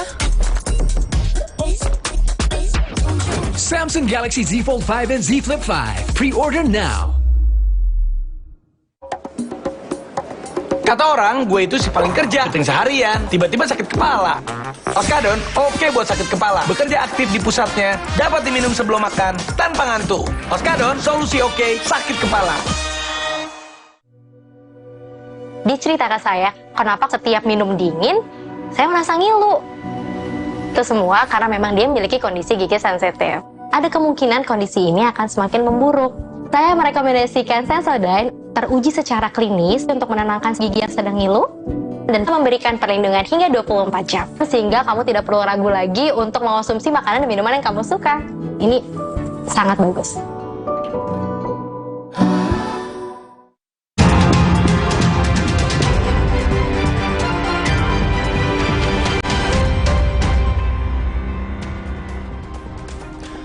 Anggota Densus 88 Bribda Ignatius Frisco Sirage tewas tertembak seniornya di Rusun Polri Gunung Putri Kabupaten Bogor, Jawa Barat. Keluarga Bribda Ignatius pun tak terima dengan kematian anaknya. Tangis histeris keluarga tak terbendung saat jenazah Bribda Ignatius Frisco Sirage tiba di rumah duka Kabupaten Melawi, Kalimantan Barat. Dalam visual amatir, terlihat keluarga yang curiga lantas mengecek kondisi jenazah Bribda Ignatius Frisco Sirage yang diduga tewas tertembak seniornya di Rusun Polri Gunung Putri Kabupaten Bogor, Minggu 23 Juli lalu akibat kelalaian. Lebih lengkap untuk membahas soal ini kami sudah bergabung dengan mantan Komandan Densus 88 Bekto Suprapto. Pak Bekto, selamat sore, apa kabar Pak? Selamat sore, kabar baik. Terima kasih sudah bergabung bersama kami. Kami mendapatkan kabar juga bahwa kepolisian menelusuri untuk sementara ini dugaannya itu kejadian yang berlangsung dengan korban anggota Densus 88 anti teror ini dugaannya kelalaian. Kalau Anda menangkapnya, ini bagaimana kemudian analisis Anda soal ini? Iya, kejadian ini pada hari Minggu ya, dini hari, pukul 2.50. Tanggal 23 Juli tahun 2023. Mengenai hasil investigasi, nanti perlu pemeriksaan investigasi yang menyeluruh, mulai dari pemeriksaan di TKP, pemeriksaan saksi-saksi, pemeriksaan bukti-bukti. Sementara yang saya bisa dapatkan informasi adalah bahwa ini ada terjadi tertembaknya korban oleh anggota Densus sama-sama sebagai petugas penjaga rutan Densus 88. Ini masih diinvestigasi. Baik, baik. Kita juga sudah terhubung saat ini dengan Ibu dari Bribda Ignatius Frisco Sirage dengan Ibu Inosensia Antonia Tarigas. Halo, selamat sore Ibu. Sore Bapak. Dengan Tifal di studio, kami sampaikan terlebih dahulu rasa duka kami atas berpulangnya anak Ibu. Tapi yang mungkin bisa kami coba cari tahu dari Anda, Bu, awalnya pihak kepolisian menceritakan bagaimana kepada keluarga Ibu soal kondisi anak Ibu sampai akhirnya berpulang? Saya dapat teleponnya itu kurang lebih setengah 12 siang hari Minggu. Oke. Dan kebetulan saya juga nggak, ini kan saya biasanya agak takut-takut juga ngambil nomor HP yang nggak ada namanya. Jadi saya tanya, dia bilang betul ini ibunya Riko. Saya jawab waktu itu betul. Lalu karena saya takut juga, saya tanya lagi, kok orangnya bilang kan ibu kami dari Jakarta. Kalau nggak salah waktu itu dari, lupa saya dia bilang dari apa gitu. Dia memperkenalkan diri sebagai lembaga atau secara personal, Bu? Lembaga sih Pak, lembaga. Cuman dia sebutkan namanya, saya yang enggak ini karena pikir saya kan takutnya itu penipuan gitu Pak. Oke, setelah mendapat telepon dia memperkenalkan diri, lalu dia bicara apa lagi Bu? Dia bilang, Ibu kalau bisa, Ibu sekarang segera berangkat ke Jakarta. Karena anak Ibu ini sakit kayak gitu. Saya bilang, waktu itu memang saya pikir sih, ini mungkin alasan aja. Memang kebanyakan sekarang orang juga mau menipu begitu. Gitu. Oke, singkat cerita Anda datang dan langsung mengecek kondisi anak Ibu, kondisi Riko. Saat dicek itu apa yang Anda lihat, Bu? Kami sebelumnya kan kami ke Pontianak dulu Pak ya. Ke Pontianak, lalu kita terbang ke Jakarta pada hari Senin itu. Udah itu kami tempatkan di suatu ruangan, memang ini waktu itu sempat saya pertanyakan kenapa kami di ini kok nggak langsung lihat, karena kebetulan waktu itu sepupu saya yang mengatakan dia pernah datang ke rumah sakit, bilangnya kalau anak saya ini kecelakaan tunggal, sekarang berada di ruang ICU. Oke, penjelasan kecelakaan tunggalnya karena apa Bu? Nggak ada, belum ada Pak, karena memang satupun dari anggota yang menjemput ataupun yang ini tidak ada yang menjawab kami kalau sebenarnya anak kami ini kena apa, itu mereka nggak tahu juga katanya, hanya disuruh untuk memfasilitasi kami untuk sampai ke Jakarta. Oke. Letak kecurigaan yang Anda rasakan bersama dengan keluarga ini apa Bu? Pertama, waktu yang saya bilang saya punya keluarga, adik, kebetulan dia tinggal di Jakarta, karena kami belum bisa terkejar hari Minggunya itu ke Jakarta, saya minta tolong dia yang pergi ke sana. Lalu waktu menanyakan yang tadi dia bilang kecelakaan tunggal, sekarang di ruang ICU, dia sempat teriak, dia bilang, ya Allah kenapa jadi begini. Nah saya bilang, bolehkah saya melihat keponakan saya? Jawaban dari mereka katanya, maaf Ibu, yang boleh melihat cuman orang tuanya. Itu disampaikan ke saya lewat telepon. Langsung saya bilang, kok gitu ya? Lalu dia nanya lagi, gimana ya Kak saya sekarang? Ya udah kamu pulang aja. Saya bilang kayak gitu. Tapi itu hati saya udah ini ada apa kok kayak gitu. Masa mau lihat dia di ruang ICU aja, keluarga saya sendiri nggak boleh kayak gitu. Itu kecurigaan pertama. Kecurigaan Lalu waktu berikutnya? kami dibawa ke ruangan itu, kenapa kok kami kayak diundur gitu istilahnya, ya kok nggak langsung. Mau saya tuh kan kalau memang dia di ruangan ICU, ya kami langsung dong dibawa ke ruangan ICU tempat anak saya. Itu kecurigaan saya yang keduanya. Oke. Nah, sampailah akhirnya menjelaskan mereka kronologis yang mengatakan bahwa anak ini waktu itu direkam oleh bapak sih, saya enggak begitu hafal ininya karena waktu itu saya dah kondisinya enggak karuan. Senjata yang mau diinikan itu meledak mengenai anak ibu. Oke. Begitu. Oke. Dan setelah itu, apalagi Bu yang Anda rasa aneh begitu, terutama dari kondisi jenazah? Waktu kami habis dapat berita itu sih karena kami lagi, waktu itu sangat sedih sekali, jadi pada nangis semua. Jadi dia bilang dia masih menjelaskan kami mau ketemu kalau kayak gini ibu kondisinya nggak bisa lihat anaknya kayak gitu bilangnya. Saya bilang kami mau lihat kondisi anak kami sekarang. Akhirnya dengan perjuangan kami berusaha untuk tenang. Akhirnya kami ke ruangan Pak, ke kamar jenazah. Oke. Ke kamar jenazah itulah kami terkejut sekali melihat bahwa anak kami udah kaku, ibaratnya udah nggak ada lagi. Dengan kondisi sedemikian, kecurigaan Anda yang sudah Anda sampaikan itu tadi Bu, bakal ada langkah hukum lanjutan lagi untuk mengusut kasus ini dari pihak keluarga Bu? Saya waktu itu memang udah ngomong, pokoknya saya mau tahu tentang kenapa anak saya ini sampai terjadi seperti ini. Saya tidak mau kalau nanti ada istilah anak saya Riko kedua yang terjadi. Baik. Cukup anak saya saja, tapi itu harus diusut tuntas, saya bilang. Waktu itu saya udah ngomong juga dengan mereka. Baik. Pak Bekto, dengan penjelasan Bu Inosensia tadi, apa yang Anda tangkap Pak? Yang pertama saya menyampaikan rasa prihatin saya pada keluarga yang ditinggalkan. Ya. Yang kedua adalah ini investigasi sedang berjalan. Investigasi sedang berjalan. Orang yang diduga harus bertanggung jawab terhadap meninggalnya putra ibu ini sedang diinterogasi. Menjadi kewajiban polisi untuk menyidik ini, membuat terang perkara ini.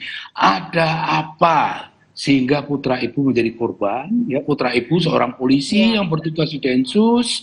Ini semua memerlukan waktu, termasuk mengapa sampai meninggal. Sampai meninggal itu karena ini juga ada kaitannya dengan penembakan. Semua akan dibuktikan. Mulai dari senjatanya apa, pelurunya yang mana, jelaganya bagaimana, termasuk orang-orang yang ada di sekitar. Semua dicatat sebagai saksi. Hasil investigasi ini yang menarik untuk dicermati untuk menjawab kecurigaan-kecurigaan dari pihak keluarga. Pak Bekto, terima kasih. Bu Inosensia, lewat sambungan telepon juga terima kasih sudah berdiskusi bersama kami, Bu. Sehat-sehat selalu untuk Anda sekeluarga. Semuanya selamat sore. Terima kasih. Selamat sore. Wali Kota Solo Gibran Rakabuming Raka bertemu dengan sejumlah relawan Presiden Joko Widodo di Jakarta Pusat siang tadi. Laporan lengkapnya sebentar lagi.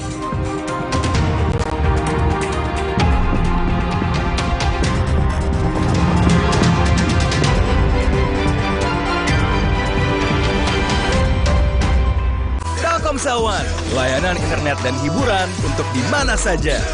Wi-Fi rumah dan kuota HP jadi satu layanan. Koneksi mulus tak terputus dengan Telkomsel One.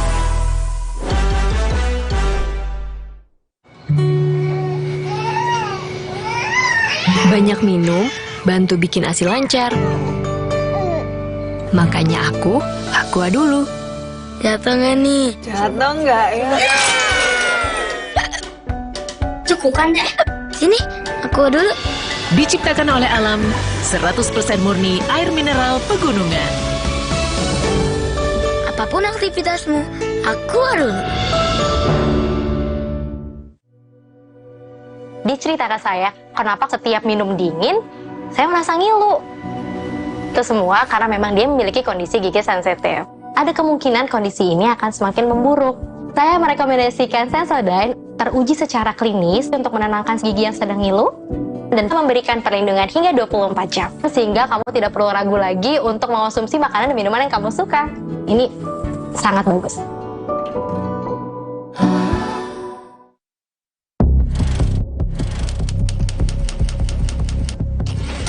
Sejak 58 tahun lalu, rubrik Opini Kompas setia mengusung jurnalisme berkualitas berbasis opini dari para ahli. Membahas berbagai topik aktual, penting, dan menarik. Mulai dari politik, ekonomi, hukum, budaya, pendidikan, kesehatan, teknologi, mitigasi bencana, hingga kebijakan dan tata kelola pemerintahan. Rubrik Opini Kompas menghadirkan ruang dialektika yang sehat, analisis-analisis yang reflektif, kontemplatif, dan mencerahkan. Perspektif unik para ahli yang kompeten membantu masyarakat memahami berbagai isu dan juga menawarkan solusi. Mari membiasakan diri memahami duduk perkara melalui opini para ahli. Jadilah masyarakat yang tercerahkan dan mencerahkan.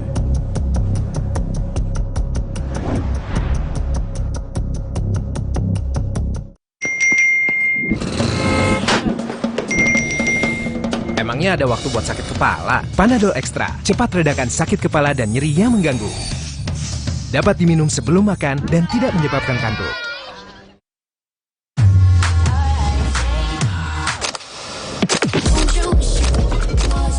Don't you wish your phone was fun like this? Don't you wish your phone looked more like this? Don't you wish your phone could flex like this? Don't you wish your phone could fit in here? Don't you? Samsung Galaxy Z Fold 5 and Z Flip 5. Pre-order now. Dia cerita ke saya, kenapa setiap minum dingin, saya merasa ngilu. Itu semua karena memang dia memiliki kondisi gigi sensitif. Ada kemungkinan kondisi ini akan semakin memburuk. Saya merekomendasikan Sensodyne teruji secara klinis untuk menenangkan gigi yang sedang ngilu dan memberikan perlindungan hingga 24 jam. Sehingga kamu tidak perlu ragu lagi untuk mengonsumsi makanan dan minuman yang kamu suka. Ini sangat bagus.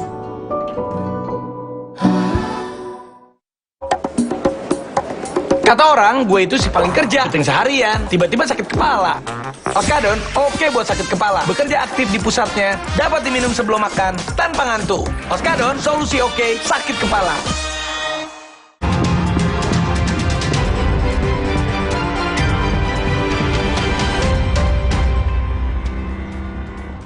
Wali Kota Solo Gibran Rakabuming Raka bertemu relawan Jokowi di Jakarta Pusat. Kedatangan Gibran untuk menemui relawan ini diakui untuk mampir makan saja sebelum menjadi narasumber program Rosi di Kompas TV. Gibran mengaku pertemuan dengan relawan Jokowi tidak mengarahkan memberi dukungan pada bakal capres tertentu.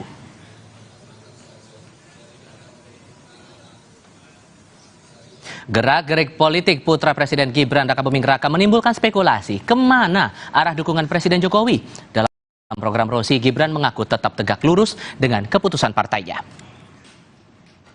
Mas Gibran mengatakan bahwa saya tapi paling dekat dengan Pak Prabowo, Pak Anies, Pak Ganjar, tapi paling dekat dengan Pak Ganjar. Ini lagi nih, bikin GR lagi kayaknya. Semua orang GR ya? Enggak. Seneng ya bikin GR orang ya? Ya kalau lebih sering beraktivitas ya pasti dengan Pak Ganjar. Bahaya ya kalau misalnya seorang presiden itu memberikan secara terang-menerang terus terang dukungan pada salah satu bakal calon presiden. Ya bukan masalah berbahaya atau tidak. Beliau kan juga ingin memastikan program-programnya berkelanjutan. Saksikan wawancara lengkapnya dalam program Rosi malam ini pukul 20.30 waktu Indonesia Barat. Laporan lainnya usai jeda, kantor berita Kompas TV melaporkan kasus kekerasan yang dialami juru kamera Kompas TV ke Dewan Pers saat meliput acara generasi muda Partai Golkar di Senayan, Jakarta, Rabu siang.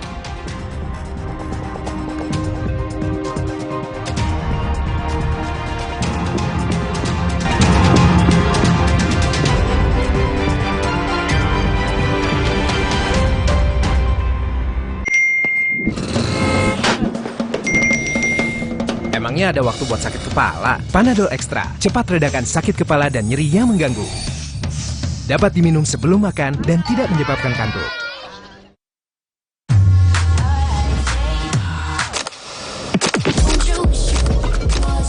Don't you wish your phone was fun like this? Don't you wish your phone looked more like this? Don't you wish your phone could flex like this? Don't you wish your phone could fit in here? Don't you?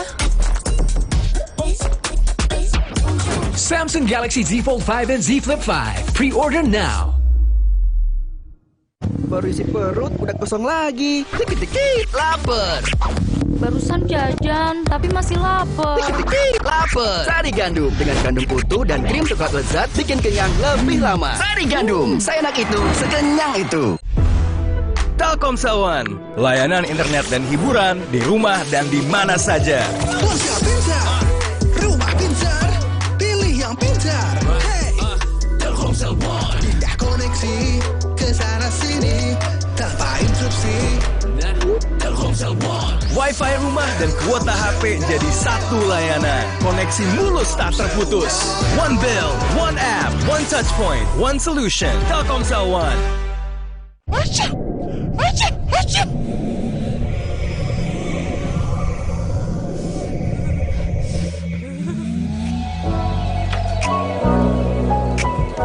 Ultra Flu, flu reda, lega rasanya. Telkomsel One, layanan internet dan hiburan di rumah dan di mana saja. ponsel pintar, rumah pintar, pilih yang pintar. Hey, Telkomsel One, pindah koneksi ke sana sini tanpa interupsi. Telkomsel One, Wi-Fi rumah dan kuota HP jadi satu layanan. Koneksi mulus tak terputus. One bill, one app, one touch point, one solution. Telkomsel One.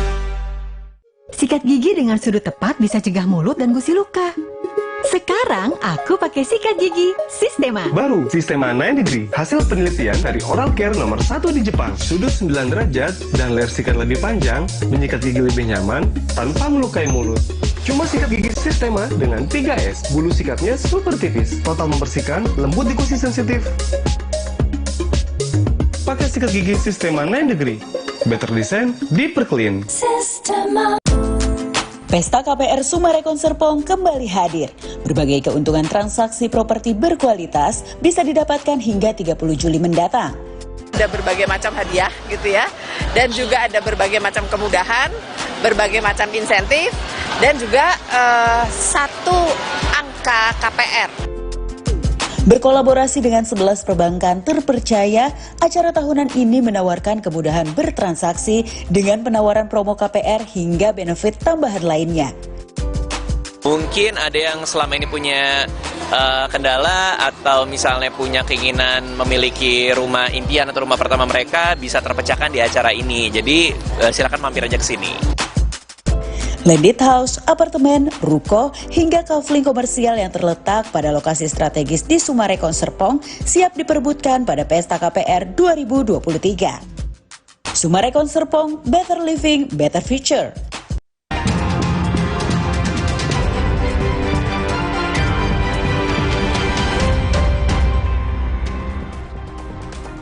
Kompas TV melaporkan kasus kekerasan yang dialami juru kamera kami ke Dewan Pers saat meliput acara generasi muda Partai Golkar di Senayan, Jakarta, Rabu siang. Deputi General Manager News and Current Affairs Digital Kompas TV Alexander Wibisono menyebut kekerasan yang dialami jurnalis Kompas TV merupakan bentuk ancaman nyata terhadap cara kerja jurnalistik. Peristiwa ini harus diusut tuntas sehingga tidak ada kemungkinan peristiwa serupa kembali terulang. Kasus ini kan bukan sekedar kekerasan fisik ya, tetapi juga ancaman terhadap profesi gitu. Makanya kami melaporkan ke polisi, terus kemudian juga memfollow up ini ke Dewan Pers. Nah, nanti setelah ini kita juga akan ketemu dengan Komisi Keselamatan Jurnalis juga jam 1 dengan aliansi-aliansi organisasi pers gitu ya untuk mengawal kasus ini gitu. Jadi sebetulnya poinnya adalah profesi jurnalis ini sebetulnya bekerja berdasarkan undang-undang.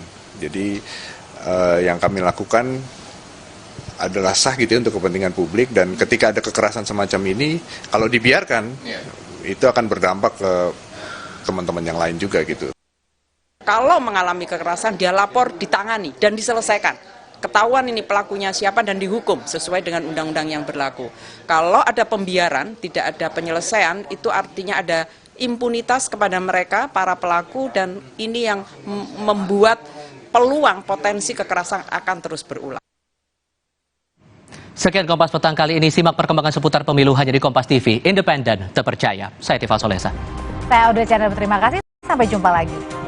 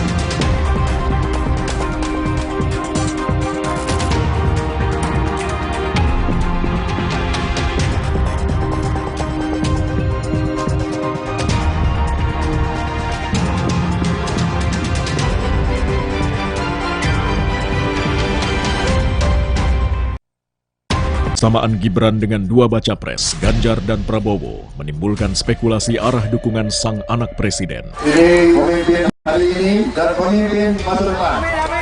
Lalu benarkah Gibran membidik kursi cawapres? Mas Gibran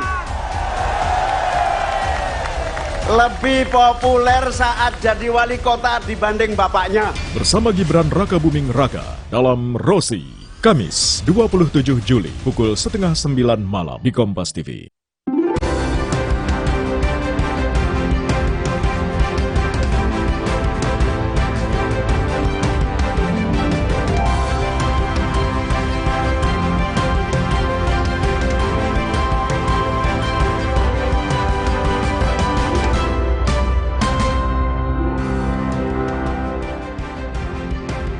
Selamat petang, Saudara. KPK menetapkan 5 tersangka kasus dugaan korupsi proyek Basarnas yang ikut menjerat Kepala Basarnas periode 2021-2023 Henry Alfiandi. Apakah ada pihak lainnya yang akan ikut terseret? Sorotan lain di Sapa Indonesia Malam, Saudara, terkait dengan peta koalisi menjelang Pilpres 2024. Benarkah koalisi PD Perjuangan untuk mengusung Ganjar Pranowo sebagai capres akan semakin bertambah dengan bergabungnya partai politik lain? Kami bahas selengkapnya di Sapa Indonesia Malam bersama saya, Cindy Sistiarani. Dan saya, Friska Clarissa. Inilah Sapa Indonesia Malam selengkapnya.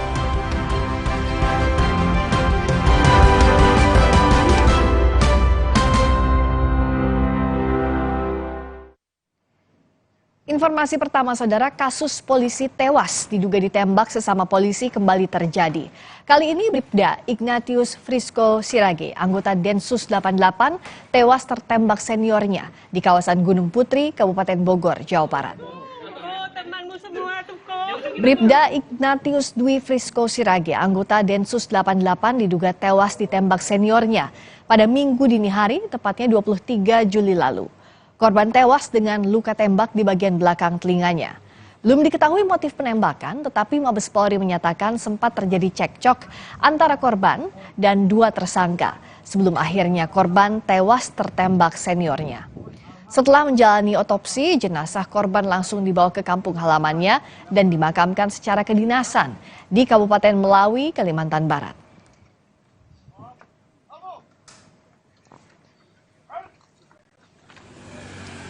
Pasca penembakan Brigadir IDF oleh seniornya, sesama anggota Densus 88 anti teror, Kapolres Bogor meninjau tempat kejadian perkara atau TKP. Kapolres Bogor hanya beberapa saat di TKP, lalu rombongan langsung meninggalkan tempat kejadian perkara di Rusun Polri Cikeas Bogor. Hingga kini belum ada keterangan resmi dari Polres Bogor terkait perkembangan kasus ini.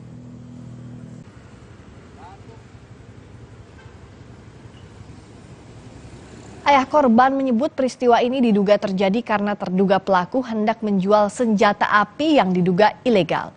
Pihak keluarga berharap mengetahui apa motif di balik penembakan dan 2 tersangka dapat dihukum berat. pada saat itu memang ada semacam bisnis senpi ya dengan seniornya nih. Tapi anak saya mungkin ditawari, barangkali mungkin anak saya mungkin menolak ya karena sudah tahu barang itu ilegal ya, sehingga apa yang terjadi di situ mungkin jadi cekcok. Nah, akibatnya anak saya jadi korban. Sebelumnya Pak sempat video call dengan istri Bapak atau sang ibu dari almarhum. Ini apakah almarhum juga sempat menceritakan apa yang sedang terjadi dengan antara almarhum dengan senior-seniornya di Rusun Polri itu, Pak? Pada malam sebelum terjadi kejadian ini, almarhum tidak pernah mengatakan bahwa akan terjadi hal seperti itu dan tidak ada masalah dengan senior-seniornya, ya. Tetapi pada malam ini, malam sebelum kejadian jam 8 malam, beliau video call bersama saya. Mamanya tidak menghadiri video call karena mamanya lagi sedang sakit kepala, jadi beliau tidur di kamar, saya di ruangan TV. Kita ke sorotan lain, Wakil Ketua KPK Nawawi Pomolango diperiksa KPK sebagai saksi dalam sidang etik kasus chat pimpinan KPK Yohanis Tanak dengan Kepala Birohukum Kementerian ESDM. Nawawi digali keterangan soal pengetahuannya terkait percakapan yang dilakukan Tanak. Nawawi menjelaskan bahwa pada tanggal 27 Maret lalu saat terjadi percakapan antara Tanak dengan pejabat ESDM, penyidik KPK tengah menggeledah kantor ESDM dalam penyelidikan korupsi tunjangan kinerja di lingkungan ESDM. Selain Nawawi, Dewas KPK juga memanggil komisioner KPK lain sebagai saksi, yakni Nurul Gufron dan Ketua KPK Firly Bahuri. Meski demikian, Nawawi tidak menjelaskan secara lugas terkait kehadiran Yohanis Tanak di sidang etik. Jangan-jangan ini nyampe juga nih. Ini proyek. Iya, dia terperiksa otomatis dia ada. Pak, pertanyaannya seharusnya kita bertiga dengan Pak Firly hari ini, cuman Pak Firly lagi lakukan perjalanan dinas ke Manado. Jadi mungkin sidangnya ditunda lagi. Apalagi ya pimpinan yang dijadikan saksi, Pak? Kami bertiga. Saya, Pak Gufron, Pak Firly, tapi Pak Firly lagi dinas ke Sulawesi Utara. Nah, ditanyakan aktivitas kami di tanggal 27 Maret. Nah, seingat saya di tanggal 27 Maret itu kami lagi expose. Ketua DPP PDI Perjuangan Puan Maharani menemui Ketua Umum PKB Muhaimin Iskandar di Kompleks Rumah Dinas Widya Chandra, Jakarta Selatan. Pertemuan keduanya membahas mengenai nama bakal calon wakil presiden usungan PDIP mendampingi Ganjar Pranowo. Pertemuan Muhaimin dan Puan kali ini merupakan lanjutan komunikasi PDIP dengan PKB pada saat peringatan hari lahir PKB ke-25 di Solo, Jawa Tengah beberapa waktu lalu. Muhaimin menyebut hubungan PKB dengan PDIP saat ini masih berdinamika dan terus berproses dan belum berbicara mengenai syarat berkoalisi dengan PKB.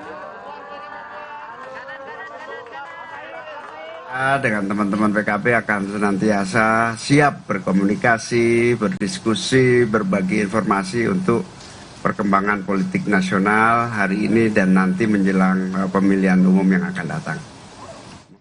Ketua DPP Puan Maharani mengajak PKB bergabung koalisi bersama PDIP. Puan menyebut hubungan PDIP dan PKB 10 tahun terakhir berjalan harmonis. Politik itu kan dinamis. Tentu saja masih ada kemungkinan untuk bisa kemudian menjalin komunikasi yang lebih intensif untuk nantinya siapa tahu masih bisa PKB itu bersama dengan PDI Perjuangan, karena hubungan antara PKB dengan PDI Perjuangan ini sudah panjang. Kita bersama-sama mendukung Pak Jokowi sudah hampir 10 tahun. Kemudian di DPR kita sama-sama mengawal DPR, lembaga legislatif juga bersama-sama. Saya ketuanya, Caimin wakil ketuanya, dan selalu harmonis. Ketua DPP PDI Perjuangan Puan Maharani hari ini menemui Ketua Umum Partai Golkar Erlangga Hartarto. Puan Maharani menyebut kebersamaan PDI Perjuangan dan Partai Golkar mulai terjalin hari ini.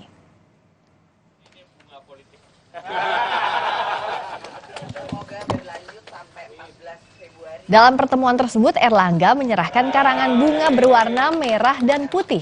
Puan menyebut menghadapi Pilpres 2024, kebersamaan PDIP dan Golkar dimulai hari ini, di mana kedua parpol merasa memiliki hati yang sama. Puan berharap nantinya bisa bersama-sama dengan Golkar di Pilpres 2024. Terkait kemungkinan Golkar memberikan dukungan pada Ganjar Pranowo, Erlangga Hartarto menyebut politik masih cair dan akan menunggu pembicaraan tim teknis. Kebersamaan antara Partai Golkar dan PDI Perjuangan itu insya Allah dimulai dari hari ini tuh sudah mulai terjalin kebersamaan, ditandai dengan bunga merah dan kuning tadi, tanda cinta, artinya tanda bahwa kita merasa punya hati yang sama gitu ya Mas Ketum. Nah dari tim teknis itulah nanti kita akan bahas apa saja yang kemudian bisa menjadi persamaan, apakah yang kemudian harus dicari titik temunya. Saya nggak mau bilang perbedaan, tapi kita cari titik temunya sehingga kita nantinya insya Allah bisa bersama-sama. Ya tentunya kita akan cair. Kita lihat di tempat ini kan ada P3, kemudian masih ada PAN. Jadi kita akan lihat secara keseluruhan. Berarti memastikan PDIP pindah ke Ganjar Pranowo dan kita akan lihat ke depan karena masih banyak hal teknis. Nah itu juga yang dibahas dengan tim teknis nanti. Lalu seperti apa hasil safari politik Ketua DPP PDI Perjuangan Puan Maharani hari ini? Kita terhubung dengan jurnalis Kompas TV Alfania Rizky. Alfa, seperti apa hasil pertemuan Puan Maharani dengan Caimin dan Erlangga Hartarto hari ini? Apakah sudah mengarah nih untuk bergabung membentuk koalisi? Friska dan juga saudara, kalau membaca secara keseluruhan safari politik yang dilakukan oleh Ketua DPP PDI Perjuangan Puan Maharani dengan dua partai besar yaitu PKB dan juga Golkar, ini menunjukkan sinyal-sinyal positif dari kerjasama politik yang akan dihasilkan kepada keduanya. Sebelumnya pertemuan dengan Ketua Umum PKB Caimin ini Puan Maharani menyebutkan nama Caimin masuk dalam bursa cawapres yang akan mendampingi capres Ganjar Pranowo. Artinya ada janji politik cawapres yang akan mungkin nantinya akan diserahkan kepada PKB walaupun masih sangat cair. Kemudian yang kedua, di pertemuan dengan Ketua Umum Partai Golkar Erlangga Hartarto, Puan Maharani juga menunjukkan hubungan harmonis antara kedua partai besar pemenang pemilu tahun 2019 ini. Dan ini menunjukkan bahwa kemudian ada sinyal-sinyal kerjasama politik yang akan dihasilkan menjelang Pilpres tahun 2024 nanti. Langkah yang paling konkret yang diambil oleh dua partai adalah membentuk tim teknis. Tadi ditanyakan pula apa kemudian tugas dari tim teknis ini, yaitu merumuskan kerjasama politik apa yang kemudian bisa dihasilkan dari kedua partai. Isi dari tim teknis ini nanti adalah beberapa elit politik yang dari PDI Perjuangan maupun dari Partai Golkar. Merecap dua pertemuan besar yang dilakukan oleh Puan Maharani ini, ada sinyal besar bahwa Puan Maharani ini ingin mengumpulkan koalisi atau memperkuat koalisi yang akan mendukung capres Ganjar Pranowo menjelang Pilpres tahun 2019. Apalagi kita tahu Partai Golkar belum memiliki capres yang akan diusung dalam Pilpres tahun 2019. Sampai saat ini masih gamang. Tetapi bunga politik yang kemudian tadi disampaikan atau diserahkan oleh Partai Golkar Erlangga Hartarto kepada Ketua DPP PDI Perjuangan Puan Maharani ini menunjukkan sinyal bagus bahwa kerjasama politik akan dihasilkan. Apalagi tadi di buket politiknya kita tahu simbolisasinya cukup bagus, ada dua warna merah dan warna kuning. Yang ini menunjukkan kerjasama politik yang akan diperkuat begitu menjelang Pilpres tahun 2019. Sedangkan untuk PKB memang belum menentukan sikap walaupun nama Caimin masuk dalam 5 nama cawapres terkuat yang akan mendampingi Ganjar Pranowo, karena sampai saat ini kita tahu PKB masih berafiliasi atau berkoalisi dengan Partai Gerindra dalam KIR, artinya mengusung Ketua Umum Partai Gerindra sebagai capres tahun 2024 nanti, dan akan dibicarakan lebih lanjut begitu antara PKB dan juga Partai Gerindra. Apakah akan merapat ke PDI Perjuangan dengan mengusung Ganjar Pranowo atau akan bertahan dengan Partai Gerindra mengusung Prabowo Subianto. Friska. Alfa, yang menarik juga tadi saat pertemuan Puan Maharani dan Caimin, tampaknya Caimin ingin tahu ya, apakah betul pernyataan Puan Maharani sebelumnya yang memasukkan nama Caimin ini menjadi salah satu bakal cawapres. Itu ditanyakan langsung dari Caimin ke Puan Maharani? Ya, Ketua DPP PDI Perjuangan Puan Maharani tadi memastikan bahwa Caimin ini sangat kepo kalau bahasa zaman anak sekarang, atau mencari tahu apakah kemudian keseriusan dari pernyataan dari Puan Maharani di Harlah PKB di Solo beberapa waktu lalu. Ada 5 nama, Caimin salah satunya. Tentu saja Caimin sebagai Ketua Umum Partai besar ini ingin mengetahui apakah hal tersebut serius atau tidak, karena berdasarkan hasil elektabilitas dari beberapa lembaga survei, nama Caimin ini jauh di bawah dari nama-nama tokoh lain seperti Sandiaga Uno maupun Erick Thohir. Tetapi untuk kepastiannya seperti apa kita tunggu. Tadi Puan Maharani juga menyebutkan bahwa perjalanan masih panjang, masih ada waktu bulan Agustus, bulan September, dan bulan Oktober pendaftaran, baru pengumuman di bulan November. Kondisi politik peta koalisi di Indonesia ini masih sangat cair, dan Puan Maharani memastikan akan menghimpun kekuatan politik untuk mengusung Capres Ganjar Pranowo yang lebih kuat menjelang Pilpres tahun 2024 nanti. Friska. Ini ditunggu dinamikanya, manuver untuk menggait koalisi di Pilpres nanti yang sampai sekarang masih sangat terbuka kemungkinan untuk siapapun membentuk koalisi bersama. Terima kasih Alfania Rizky, jurnalis Kompas TV atas laporan Anda. Berikutnya saudara, kita ke sorotan kasus hukum. KPK menetapkan 5 tersangka kasus dugaan korupsi proyek Basarnas yang ikut menjerat Kepala Basarnas periode 2021 hingga 2023 Henry Alfiandi. Henry diduga menerima uang dengan total 88,3 miliar rupiah dari sejumlah vendor agar bisa memenangkan tender proyek pengadaan barang untuk penyelamatan korban bencana.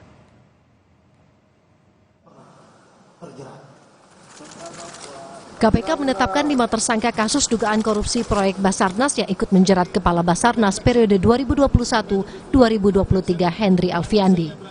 Henry diduga menerima uang dengan total 88,3 miliar rupiah dari sejumlah vendor sebagai pelicin agar bisa memenangkan tender proyek pengadaan barang untuk penyelamatan korban bencana.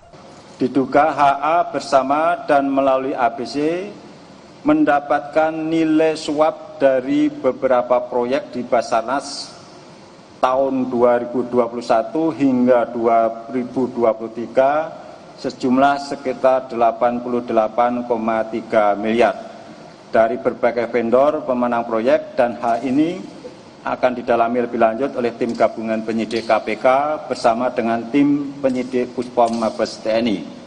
Dalam kurun waktu 2021 hingga 2023, Henry Alfiandi melalui Koordinator Administrasi Kepala Basarnas, Afri Budi Cahyanto, menerima sekitar 88,3 miliar rupiah dari berbagai vendor proyek. Modus korupsi Kepala Basarnas dari para pemenang tender proyek pengadaan barang penyelamatan korban bencana tahun 2023. KPK menyebut Kepala Basarnas diduga meminta imbalan 10% dari nilai kontrak. KPK menemukan indikasi di tahun 2023, proyek pemenangan tender Basarnas diantaranya pendeteksi korban reruntuhan bencana senilai 9,9 miliar rupiah, ROV atau alat pendeteksi pasca kecelakaan bawah air untuk KN SAR Ganesha senilai 89,9 miliar rupiah, lalu ada Public Safety Diving Equipment senilai 17,4 miliar rupiah. Selain 2 petinggi Basarnas, KPK juga menetapkan pemenang proyek Basarnas Komisaris Utama PT Multigrafika Cipta Sejati, Mulsunadi Gunawan, Direktur PT Interteknografika Sejati Barilia, dan Direktur Utama PT Kinda Abadi Utama Roni Aidil. Sementara itu, hasil laporan harta kekayaan penyelenggaraan negara, Kepala Basarnas memiliki kekayaan 10,9 miliar rupiah. Jumlah kekayaan Kepala Basarnas ini dikaitkan dengan dugaan korupsi, gratifikasi, penerimaan gratifikasi. Nanti itu kita dalami lagi ya. Okay. Saat ini penegakan hukum Henry Alfiandi dan Afri Budi Cahyanto diserahkan ke Puspom TNI. KPK memastikan proses hukum diselesaikan oleh tim gabungan. Tim Liputan Kompas TV. KPK menyebut modus dugaan korupsi Basarnas adalah kesepakatan dengan uang imbalan. Alhasil proses lelang hanya sekadar formalitas saja. Lalu bagaimana pengamat melihat kasus ini? Kita akan berbincang dengan Kurnia Ramadana, peneliti ICW. Selamat malam Mas Kurnia. Selamat malam Mbak Friska, Assalamualaikum. Waalaikumsalam warahmatullahi wabarakatuh.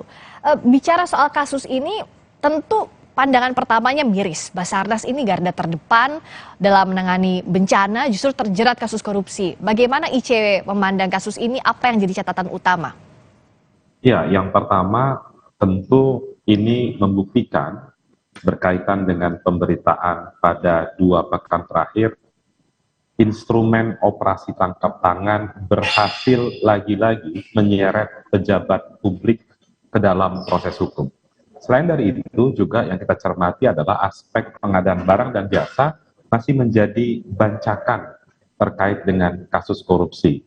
Namun Mbak Friska, di luar itu yang harus dijadikan catatan di sini karena ada beberapa orang yang masih menduduki posisi sebagai militer aktif, sehingga penting untuk melihat bagaimana ke depan koordinasi antara Puspom TNI dan penyidik KPK dapat berjalan dengan lancar sampai nanti ke proses persidangan. Selain dari aspek terkait dengan penerimaan yang diduga jumlahnya sangat besar sampai 88 miliar rupiah.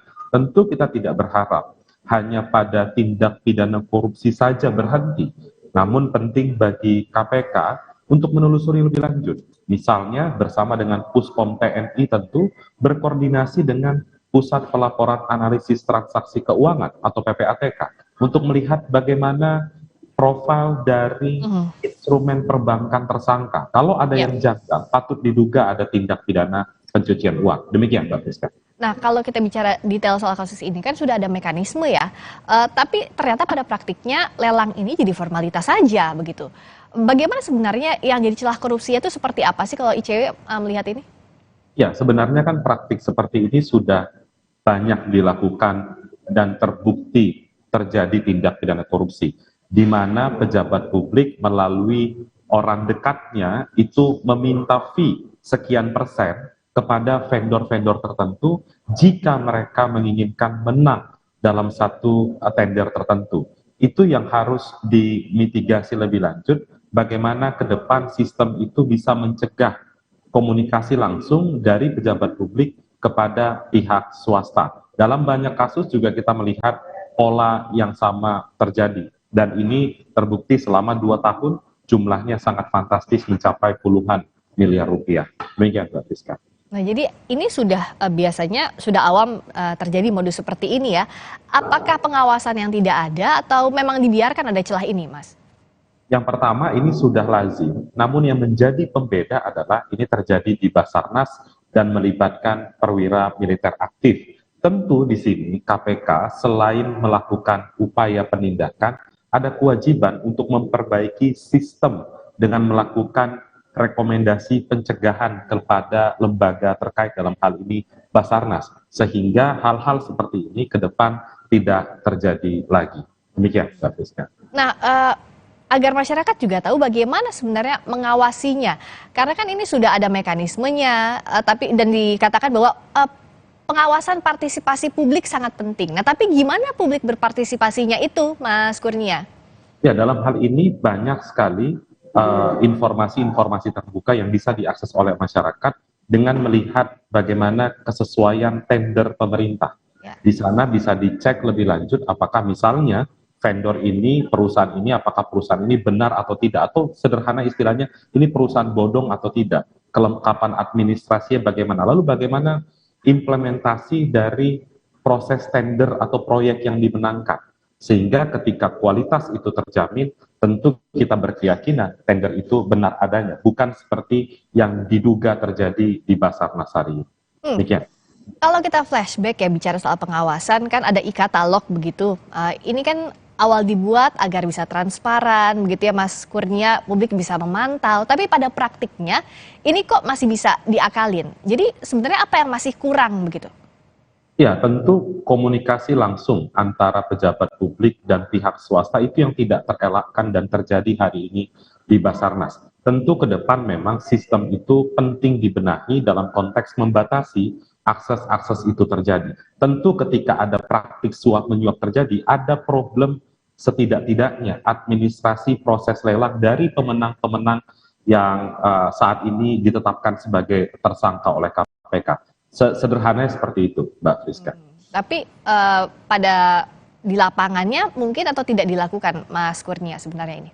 Iya, mestinya mungkin. Tentu ada instrumen-instrumen pengawasan di setiap instansi negara yang harusnya bisa memitigasi hal ini terjadi. Jadi bukan semata-mata konsep digitalisasi itu bisa terbebas dari praktik korupsi, tentu harus ada fungsi pengawasan yang juga dibangun agar hal-hal seperti ini tidak terjadi di kemudian hari. Bahkan sistem yang sudah digital saja ini bisa diakali ya, Mas Kurnia, misalnya saat lelang terjadi, si vendor A misalnya bisa dengan mudahnya masuk, sementara yang lainnya tidak, dan sebagainya, banyak modus lainnya. Nah, untuk pengawasan ini sebenarnya perangkatnya sudah ready atau belum? SDM-nya, juga sistemnya? Ya, apa yang ICW kerjakan hari ini juga berfokus pada isu pengadaan barang dan jasa. Dan saat ini ada berbagai dokumen hukum, misalnya berupa rancangan undang-undang pengadaan barang dan jasa yang juga menitik beratkan pada aspek pengawasan. Tentu, terlepas dari aspek penindakan hari ini yang terjadi dalam hal pengadaan barang dan jasa, itu penting instrumen-instrumen pengawasan baik dibangun oleh Basarnas maupun misalnya oleh LKPP atau mungkin rekomendasi-rekomendasi dari KPK dapat dijalankan di instansi tersebut agar praktik-praktik ini tidak terjadi lagi. Artinya kan kita harus komprehensif bicara soal upayanya. Kita akan bahas usai jeda azan maghrib bagi wilayah DKI Jakarta dan sekitarnya. Kita ikuti bersama.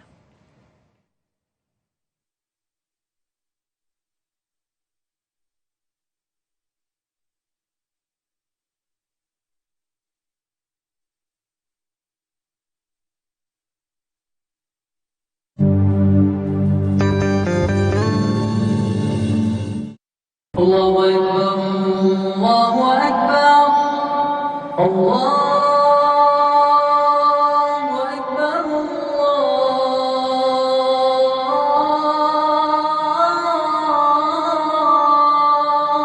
Allahu Akbar. Asyhadu an la ilaha illallah.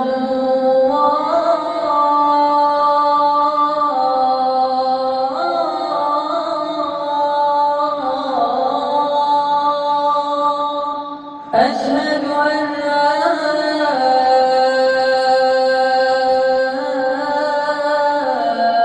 إله إلا الله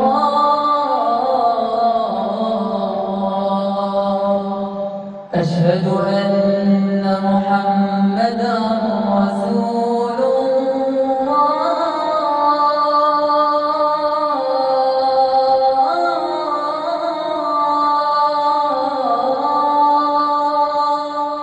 أشهد أن محمدا رسول الله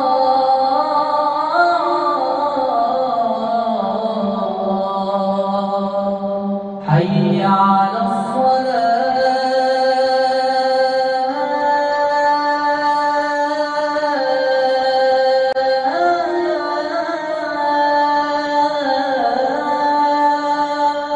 حي على الصلاة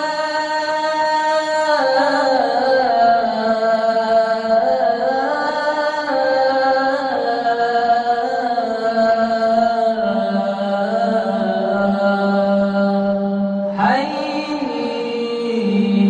على الفلاح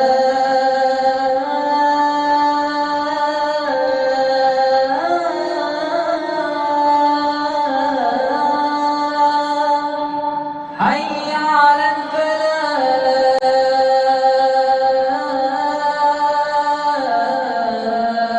الفلاح الله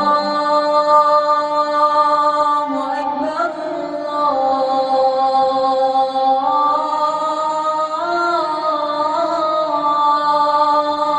الله أكبر لا إله إلا الله.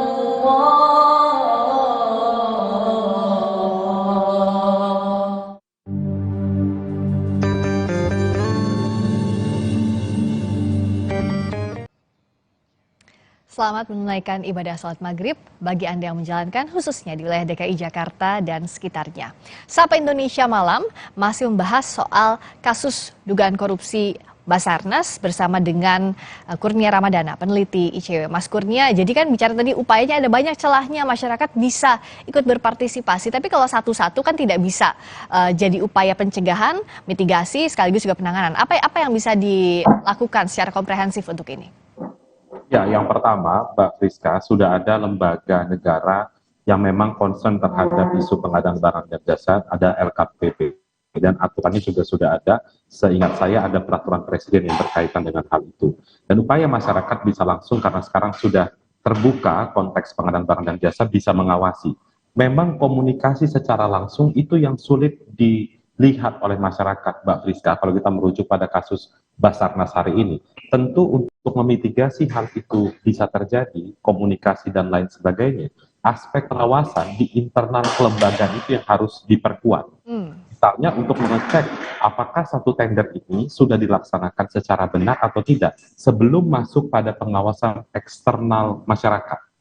Jadi tentu masyarakat punya keterbatasan-keterbatasan, tapi setidaknya apa yang sudah dibangun sistem di dalam dan organ pengawasnya juga sudah ada, harapannya bisa dimaksimalkan.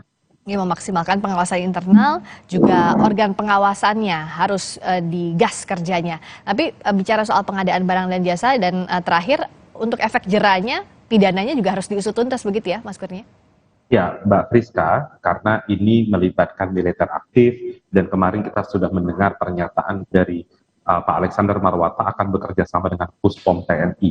Tentu kita tidak berharap perkara ini dilokalisir oleh institusi tertentu, tapi harus bekerja sama antara KPK dan TNI dan diberikan efek jerah. Efek jerah dalam konteks apa? Karena yang bersangkutan adalah pimpinan lembaga negara, dan membuat efek jerah itu bukan hanya menindak perkara ini, tapi menyelidiki indikasi tindak pidana pencucian uang, mengecek kesesuaian LHKPN-nya, agar ke depan hukumannya tidak hanya hukuman badan, tapi aset-aset yang disinyalir ada tindak pidana dan terjadi bisa dipulihkan kembali untuk negara. Tidak berhenti sampai di kasus korupsi, tapi harus juga ditelusuri sampai ke TPPU, dan tadi pengawasan juga penting untuk mencegah hal demikian terjadi di kemudian hari. Terima kasih Mas Kurnia Ramadana, peneliti ICW, telah bergabung di Sapa Indonesia Malam. Selamat malam. Berikutnya, saudara, penambangan dan penjualan nikel ilegal di wilayah konsesi PT Antam Konawe Utara, Sulawesi Tenggara ditaksir menimbulkan kerugian negara 5,7 triliun rupiah. Bagaimana praktik tambang ilegal di Konawe Utara itu kami bahas usai jeda di Sapa Indonesia Malam.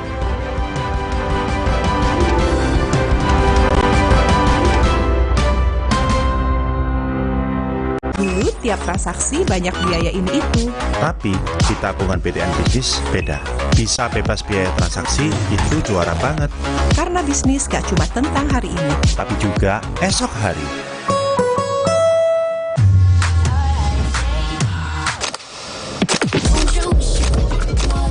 Don't you wish your phone was fun like this? Don't you wish your phone looked more like this? Don't you wish your phone could flex like this? Don't you wish your phone could fit in here? Don't you? Samsung Galaxy Z Fold 5 and Z Flip 5. Pre-order now. Tiap hari keluargaku kena panas yang bikin gerah, keringetan, dan bau badan. Mereka perlu yang seger. Mandi pakai Dettol. Segarnya mint dan jeruk yuzu. Berikan sensasi 5 derajat lebih dingin. Dan lindungi dari kuman penyebab bau badan. Dettol, perlindungan dengan sensasi 5 derajat lebih dingin.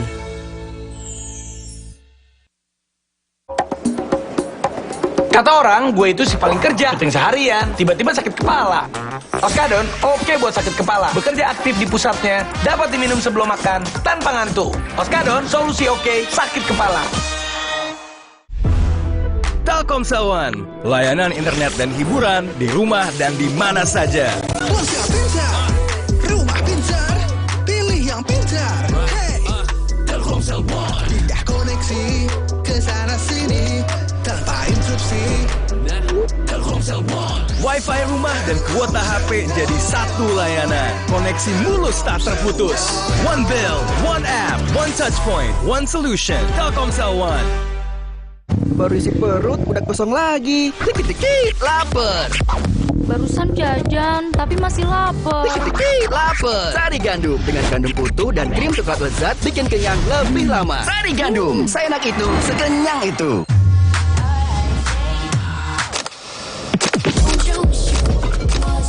Don't you wish your phone was fun like this? Don't you wish your phone looked more like this? Don't you wish your phone could flex like this? Don't you wish your phone could fit in here? Don't you? Samsung Galaxy Z Fold 5 and Z Flip 5. Pre-order now. Dulu tiap transaksi banyak biaya ini itu.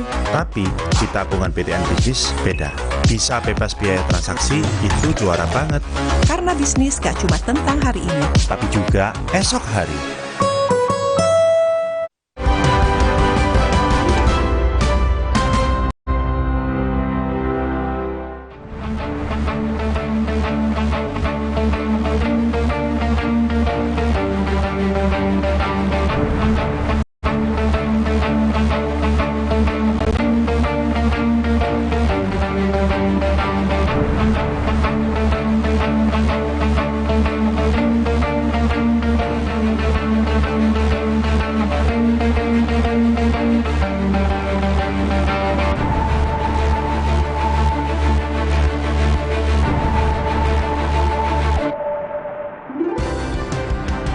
Saudara, kasus dugaan korupsi pertambangan ore nikel di Konawe Utara, Sulawesi Tenggara berhasil diungkap beberapa waktu lalu. Kasus ini juga melibatkan 2 pejabat kementerian. Diperkirakan negara mengalami kerugian 5,7 triliun rupiah akibat tambang nikel ilegal di Blok Mendiodo, Konawe Utara. Kejaksaan Agung menetapkan 7 tersangka. 2 diantaranya dari Kementerian ESDM, yaitu SM selaku Kepala Geologi Kementerian ESDM dan EVT yang merupakan evaluator rencana kerja dan anggaran biaya di Kementerian ESDM. Lalu bagaimana praktik tambang nikel ilegal konsesi milik PT Antam bisa tetap berlangsung selama ini? Akan kita bahas usai tayangan berikut. Penambangan dan penjualan ore nikel ilegal di wilayah konsesi PT Antam Konawe Utara, Sulawesi Tenggara ditaksir menimbulkan kerugian negara 5,7 triliun rupiah.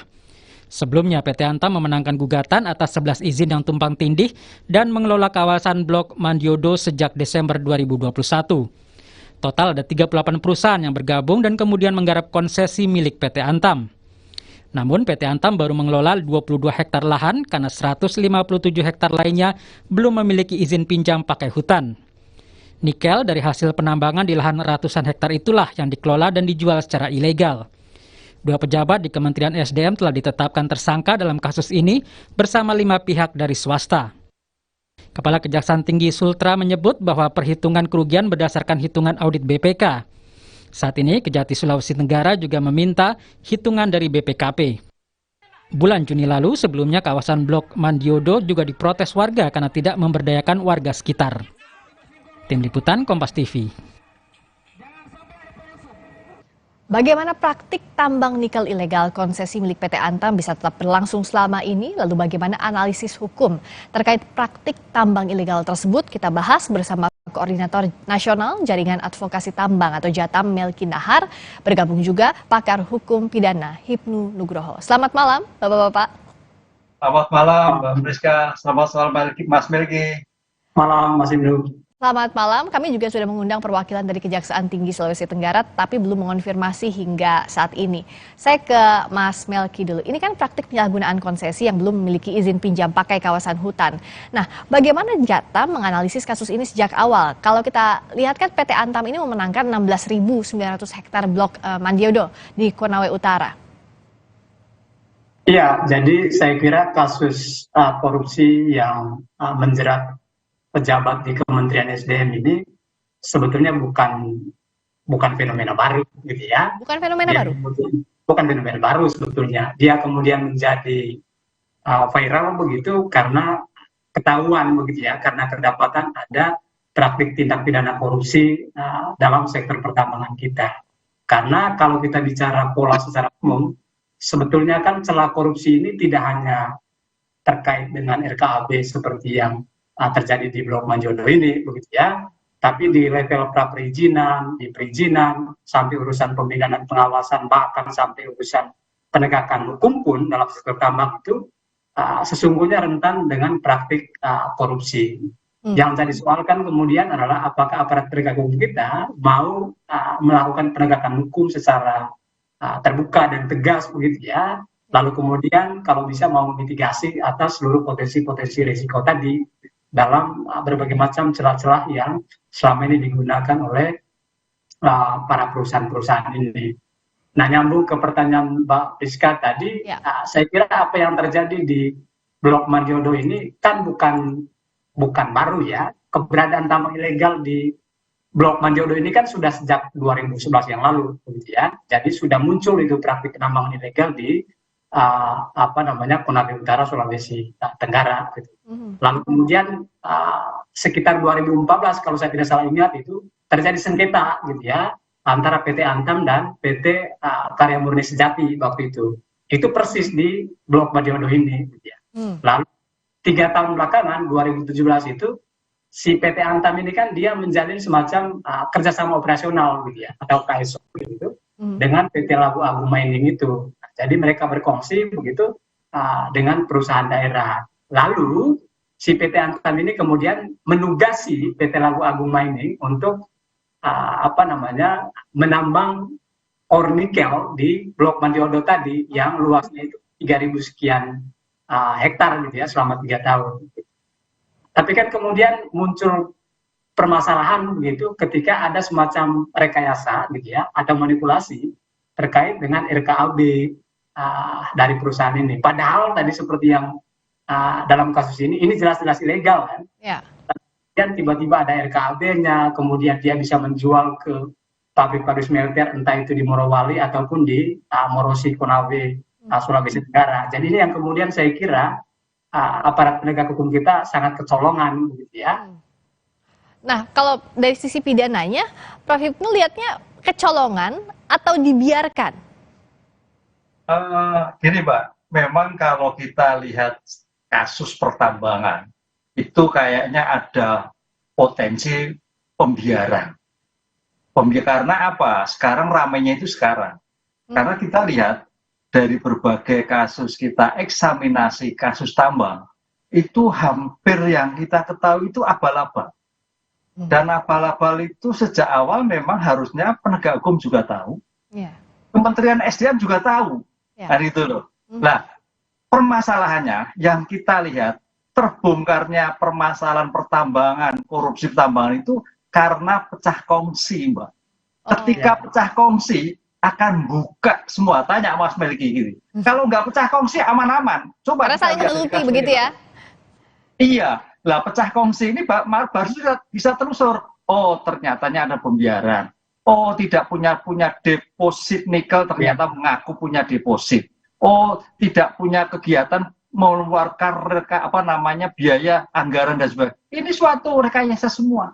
Belum terhadap izin-izin, Mbak. Ya. Izin itu sudah kita kalau lihat nelongso, Mbak. Ini tanah air kita itu dijual, Bang.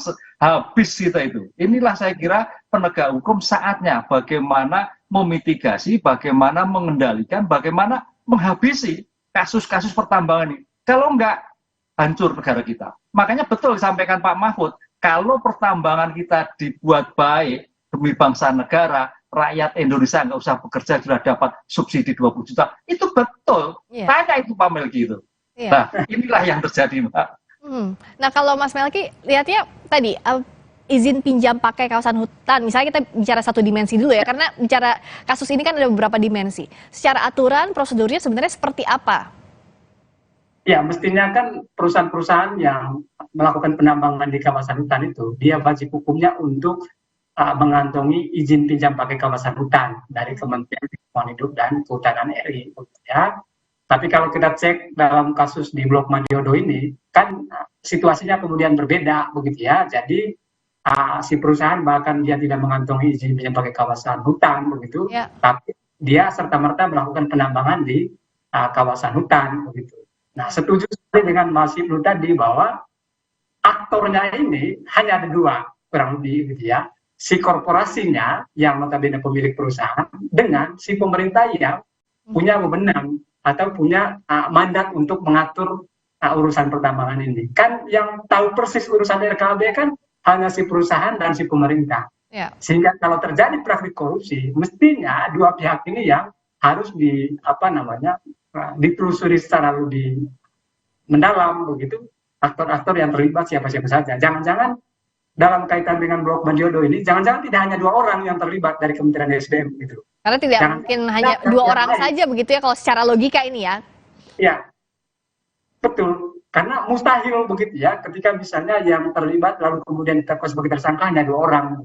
Jangan-jangan ada aktor-aktor lain yang barangkali secara posisi dia lebih strategis begitu daripada 2 orang.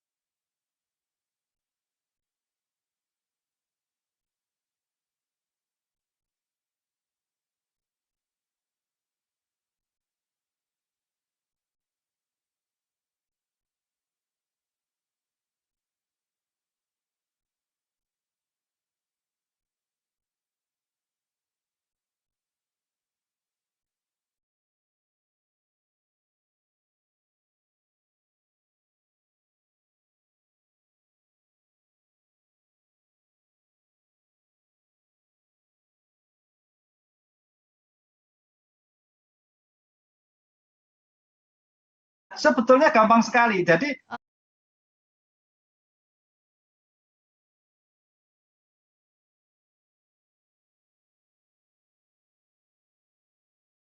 pemerintah dalam rangka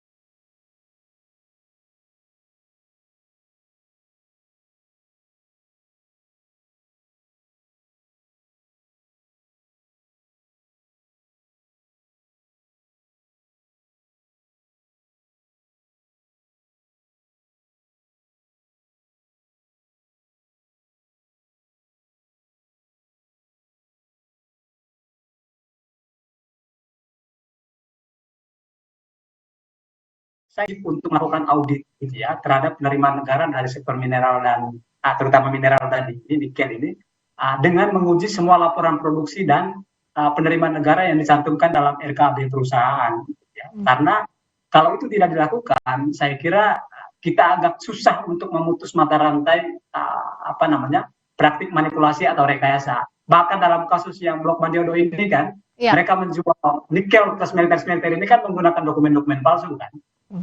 Majalah Tempo menyebutnya dokumen terbang begitu ya. Jadi semua mudah diotak-atik begitu ya oleh para pemain-pemain ini. Dan problem serius dalam konteks penegakan hukumnya adalah karena aktor-aktor yang terlibat punya kekuasaan politik yang kuat, gitu ya. Karena kan muncul itu nama Bamsud, begitu ya. Bahkan sesekali nama Kapolri juga muncul dalam kasus Blok Mandiodo ini. Jadi saya kira penting untuk dicacah satu-satu begitu untuk kemudian memastikan proses penegakan hukumnya itu benar-benar berjalan secara fair begitu, dan saya kira harus terbuka sehingga bisa dipantau secara bersama oleh publik itu sendiri. Nah, kalau Prof. Hipnu kan kalau bicara soal kasus gini pasti ada nama-nama yang muncul, tapi itu kan harus segera dibuktikan. Nah, makanya agar tidak jadi bola liar, ini apa yang harus dilakukan? Pintu masuk penelusuran kasus ini dari mana begitu? Kalau Prof. Hipnu bilang kan lebih complicated kalau kita menyelidiki pengadaan barang dan jasa begitu. Secara logikanya mudah, tapi tampaknya akan ada banyak layernya, ada banyak levelnya di kasus ini. Iya, ini yang agak sulit, Mbak. Hampir yang kalau kita kaji diskusi masalah tambang, mafia tanah, mafia tambang, itu memang goalnya di atasnya. Kalau kita betul nggak tahu, tapi nama-nama pejabat tertentu itu masuk, kan gitu loh. Ada cantolannya. Jadi layer yang di lapangan itu nggak bekerja sendiri, ada suatu brokernya. Lah broker-broker ini yang saya kira memang bagaimana komitmen kita, keberanian bahwa mengungkap perkara ini tidak hanya pada level middle, tapi bagaimana level atas.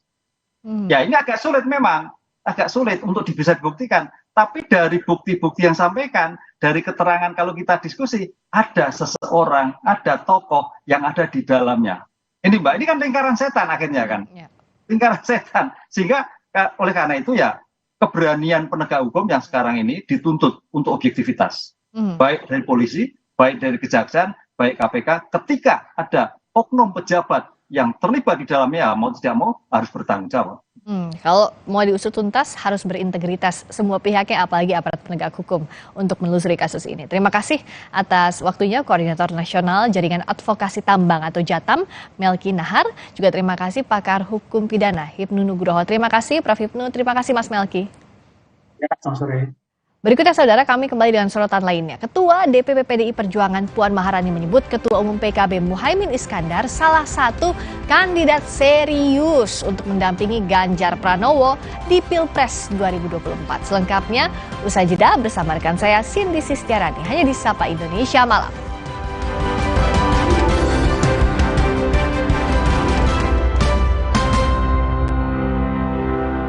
Rangkum bulat, bocor, jebol, makanya mikir beli selang miliar yang ada nolnya 9, hanya selang miliar yang berkualitas. Teknologi Hercules anti bulat, anti bocor, anti jebol. Selang miliar lentur, kuat dan banyak pilihannya. Buat di rumah aman, buat di proyek cuan. Selang miliar mengalir deras dengan kualitas. Miliar. Baru isi perut, udah kosong lagi. Dikit-dikit lapar. Barusan jajan, tapi masih lapar. Dikit-dikit lapar. Sari Gandum dengan gandum utuh dan krim coklat lezat bikin kenyang lebih lama. Sari Gandum, seenak itu, sekenyang itu.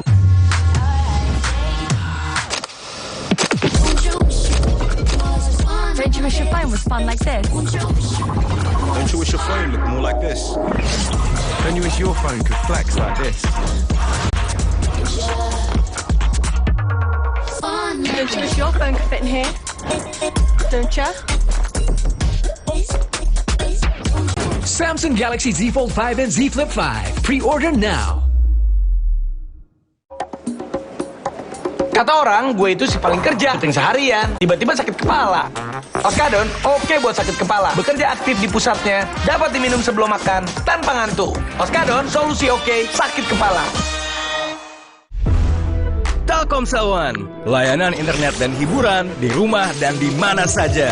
Ponsel pintar, rumah pintar, pilih yang pintar. Hey, Telkomsel One, pindah koneksi ke sana sini tanpa interupsi. Telkomsel One, Wi-Fi rumah dan kuota HP jadi satu layanan. Koneksi mulus tak terputus. One bill, one app, one touch point, one solution. Telkomsel One. Tiap hari keluargaku kena panas yang bikin gerah, keringetan, dan bau badan. Mereka perlu yang seger. Mandi pakai Dettol. Segarnya mint dan jeruk yuzu. Berikan sensasi 5 derajat lebih dingin. Dan lindungi dari kuman penyebab bau badan. Dettol, perlindungan dengan sensasi 5 derajat lebih dingin. Untuk si kecil yang sensitif susu sapi, ku berikan Morinaga Chilkit Soya. Dari kedelai berkualitas, dilengkapi triple BV dan serat fos. Masalah sensitif susu sapi hilang, anak jadi juara. Morinaga Chilkit Soya, bukan soya biasa. Baru, Fitbar Cheese Delight dengan multigrain dan keju cheddar berkualitas. Fitbar, delicious multigrain bar.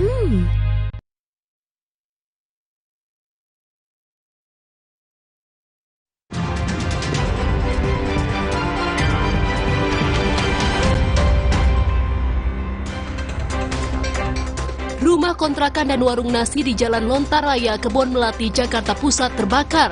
Api diduga akibat korsleting listrik dari lantai 3 bangunan, kemudian menjalar ke kontrakan di lantai 2 dan mengenai warung nasi yang berada di bawahnya.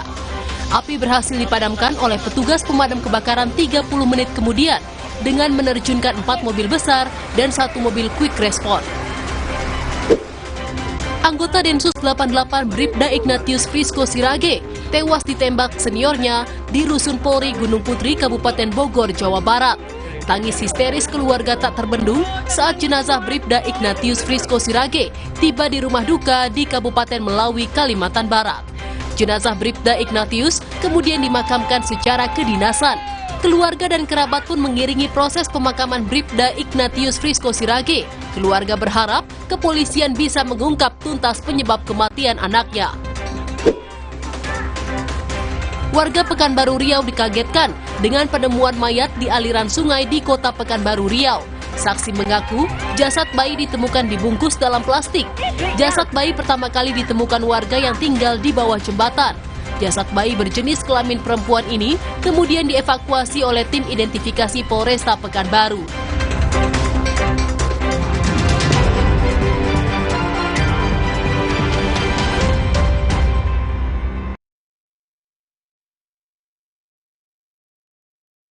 Untuk si kecil yang sensitif susu sapi, ku berikan Morinaga Chilkit Soya.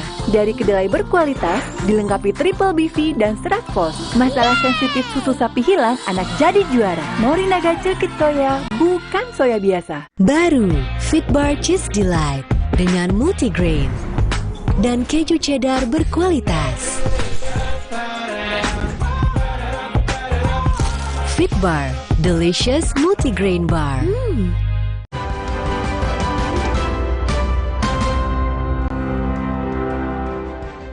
Anda kembali di Sapa Indonesia Malam bersama saya Cindy Sistiarani. Saudara Ketua DPP PDI Perjuangan Puan Maharani bertemu dengan Ketua Umum PKB Muhaimin Iskandar dan Ketua Umum Golkar Erlangga Hartarto. Puan menyebut Muhaimin adalah salah satu kandidat serius untuk mendampingi Ganjar Pranowo di Pilpres 2024. Ketua DPP PDI Perjuangan Puan Maharani kembali bertemu dengan Ketua Umum PKB Muhaimin Iskandar di rumah dinasnya di Widya Chandra, Jakarta Selatan. Puan Maharani sempat menyinggung kerjasama PKB bersama Gerindra yang sudah terjalin 11 bulan. Namun Puan nampak mencoba menarik Caimin dengan menyebut masuk radar bursa kandidat cawapres Ganjar Pranowo.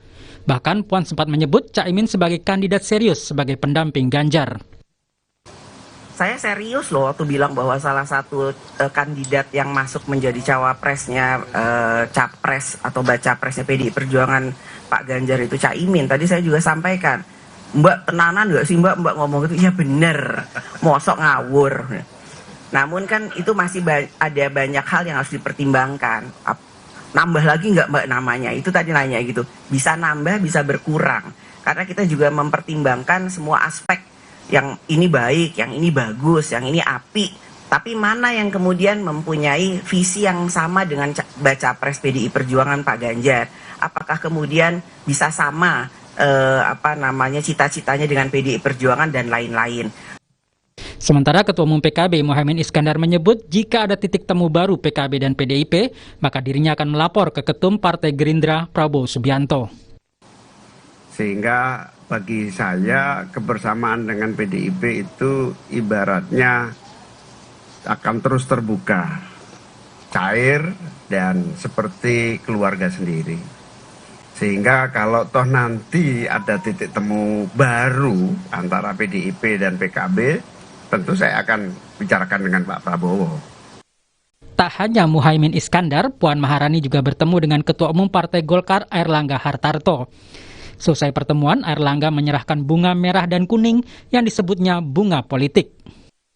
Sebelum ini pada pertemuan yang lalu kan saya kasih hadiah sama Ibu elektrik vehicle. Hari ini bunga spesial. Merah kuning. Dan ini bunga politik. Semoga berlanjut sampai 14 Februari hari Valentine, hari kasih sayang.